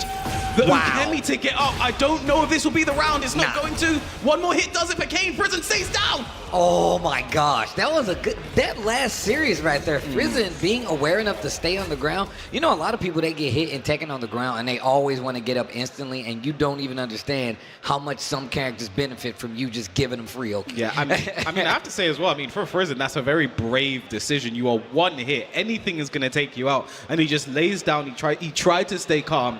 Because Kane with 2 hits, you know, is expecting to get up, but just wasn't patient enough. If he hadn't done a get-up attack, that round could still be going. We could still be fighting right now. If he didn't do a get-up attack, we could still be fighting. I mean, but even still, though, the patience to do that, and then like the awareness to still keep your wits about you, man. I mean, look, these are some very high, tense situations. So him doing that, man, I'm already a fan of Frizen. Yeah, I mean, again, he's been someone who we've been seeing in the European region for quite some time now. He's qualified for the first European Tekken a cup, and I believe he qualified for the second one as well, so this might be his 3rd time here.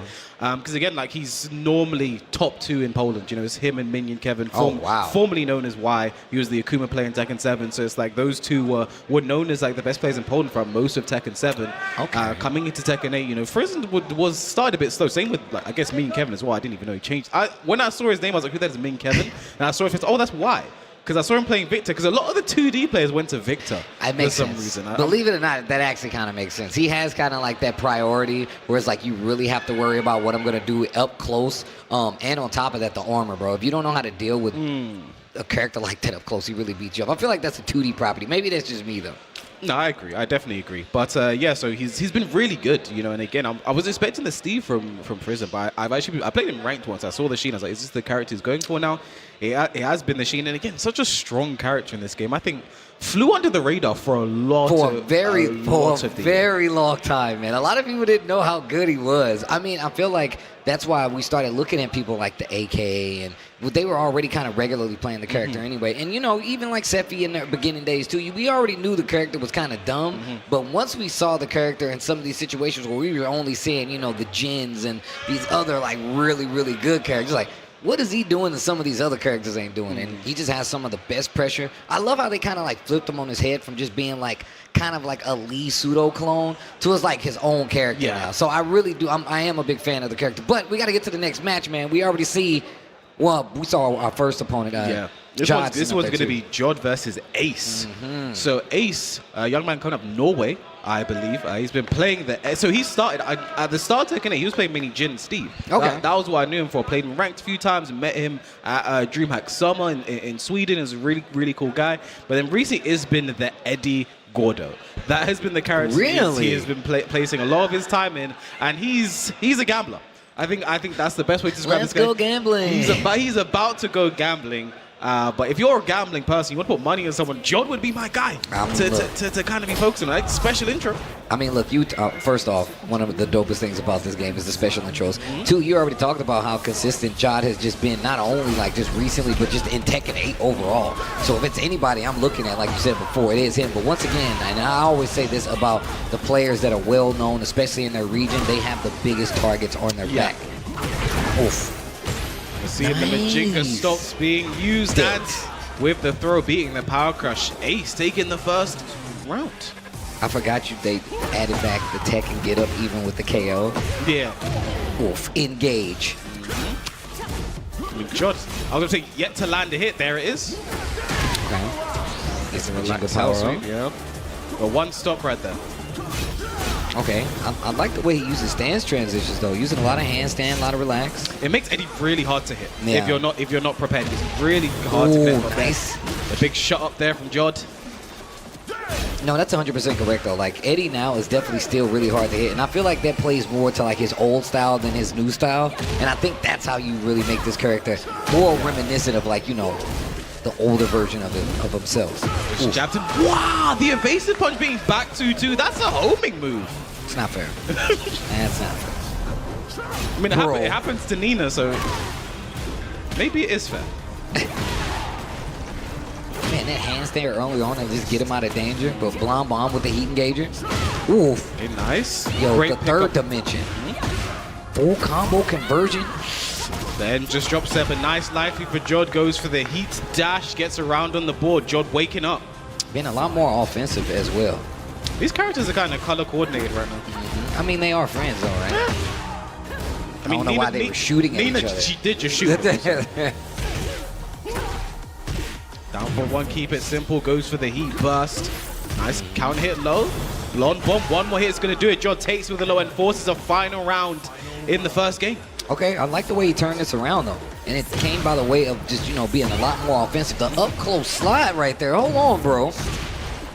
Are we going to see this floor broken? No, we're not. Okay. Been up here the entire time. Wipe the floor. Ooh, get up. Jod looking great. Get Another up. one. Wipe the floor. Nice block from Ace. This could be exactly what he needs to get back into this round. He's breaking the floor though, right? Yeah. Finally. Yeah. And now we have another one to be broken. Are we going to see it? Oh, I like that. Goes in the handstand, keeping Jod on his toes. He smashed. What's the mix? Does nothing. Forward 3 and into the mid. Ace taking the first game. A bit delayed at those first 2 rounds, looking like he was storming through, but Jod woke up towards the end, and now what are we going to see from Jod? He really did switch up that pace in those, the third round? Came back on those next 2 rounds, and it was more because he was pushing on the offensive side of it. Yeah. Ace really, you cannot leave Ace to his own devices. My man will start dancing on you. Next thing you know, you're in a concert and we're in the second round. So you really got to be able to kind of intercept him. But calling out Eddie, not only just with the movement, but you have to, he's a pretty strong knowledge check character. 100%. It's not going to be easy to kind of interrupt this character once he gets started anyway. But that's how you know you're looking at great Tekken players. Because I'm going to tell you right now, there's characters that still beat me up just on the sense of I don't have enough XP or, hands-on XP against him. Yeah, I think with Eddie, when he starts messing around, he goes from the handstand to negative. It can be very hard to hit him, right? Like even if you have like a homing mid, for example, when he switches to the negative, he can go under it, right? And the handstand starts. He has a power crush. You can be scared to approach. So I think we are seeing Jod get caught in the headlights a little bit. Nice low parry from Ace to start off the round. Okay, let's see what he does. One thing Spins the heat early. One thing Jod always does is he switches outfits in between a game loss. So I respect that. Yeah. I never even noticed it, but I genuinely respect that. change of outfit, change of mindset. Hopefully. There it is. We're talking about it. Wow. And to relax. I don't think Jod's blocked a single hell sweep yet. Okay, heat burst. Oh my gosh, the evasiveness didn't get the follow-up though. John's got another chance. Spins the heat for the heat dash. Oh wow. Wait a minute, on the wall, re-wall splat as well. This could be the start of something for Get Jod. up. Ace Okay. not waking up quite a bit. Nice again. Can he get pick up? but No, he Jod dropped it. drops it.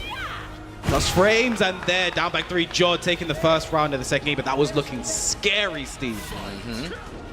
Definitely getting to that point where, once again, John is starting to understand. He's like, look, I cannot let Ace sit back here and just go in the stance on me back and forth. Yeah. I like to call out, especially because he's going for more of these moves that's actually hitting him out of stuff like handstand and relax, and getting these conversions as well. And just the clean side steps still working out for him. As again, I don't think we've seen a hell sweep block yet from Jod. But again, the mids are also so strong, it makes sense. Especially like out of relax, he's got what the power crush headbutt now too. So you really got a lot of options coming out of it. Call that the Lloyd Banks, man. He trips you trying to run, dude. All right, back 3. Running through for the plus frames. Nice interrupt there from Jod. Brave interrupt on top Yeah. of that. Whoa! Wow, threading the needle right there. To the wall we go. Yep. You're finished. Is he though? We're about to find out. Bro, that was mad damage. Yeah. Heat burst, takes back the momentum. Blonde bomb spins the rest of the heat. We tried to interrupt there. You only have 10 frames, I believe. Down jab to stop the stance. Okay, wait a minute, Jod. Here we go. Going to the final part of the stage. The floor is lava. Literally. You gotta be careful there. Yeah, look, normal throws become a threat. Yep. You're going to see so much of that. And again, I think Jod finally attempted to block the hell sweep, but Ace went mid and then goes back to the hell sweep. That's exactly what you were talking about. Those mids are terrifying. Gets the crouch throw, heat engager as well. It's not looking good right now, but Jordan goes under the down 4-1 and Ace now on set point to beat Jod 2-0. I would have crashed out right there. Boom! Explosion off the ground. I told you it was lava. To the wall we go. Yeah. Has the heat to spend. There's the heat burst. Full combo for Ace. Nice stuff from Jod, but no punish. Oh, wait a minute. Heat burst gets him out of there. He's going to get a combo because of this. Yeah, keeps the combo simple. He was scared of the sidewall. Could be a huge chip down right now for Jod. Still has heat to spend. Blonde bomb. And no duck on the guns there. And Hayashida step got him out of trouble a couple of times. Ace finally trying to take the momentum back. The down 4-2 floats him out of the air. Keeps the combo simple. He's looking very good right now for Jod. And Ace tries to punish too early. And the second it takes him out, 1-1. Wait a minute. That win quote, though. Still talking smack to Eddie. Hold on now.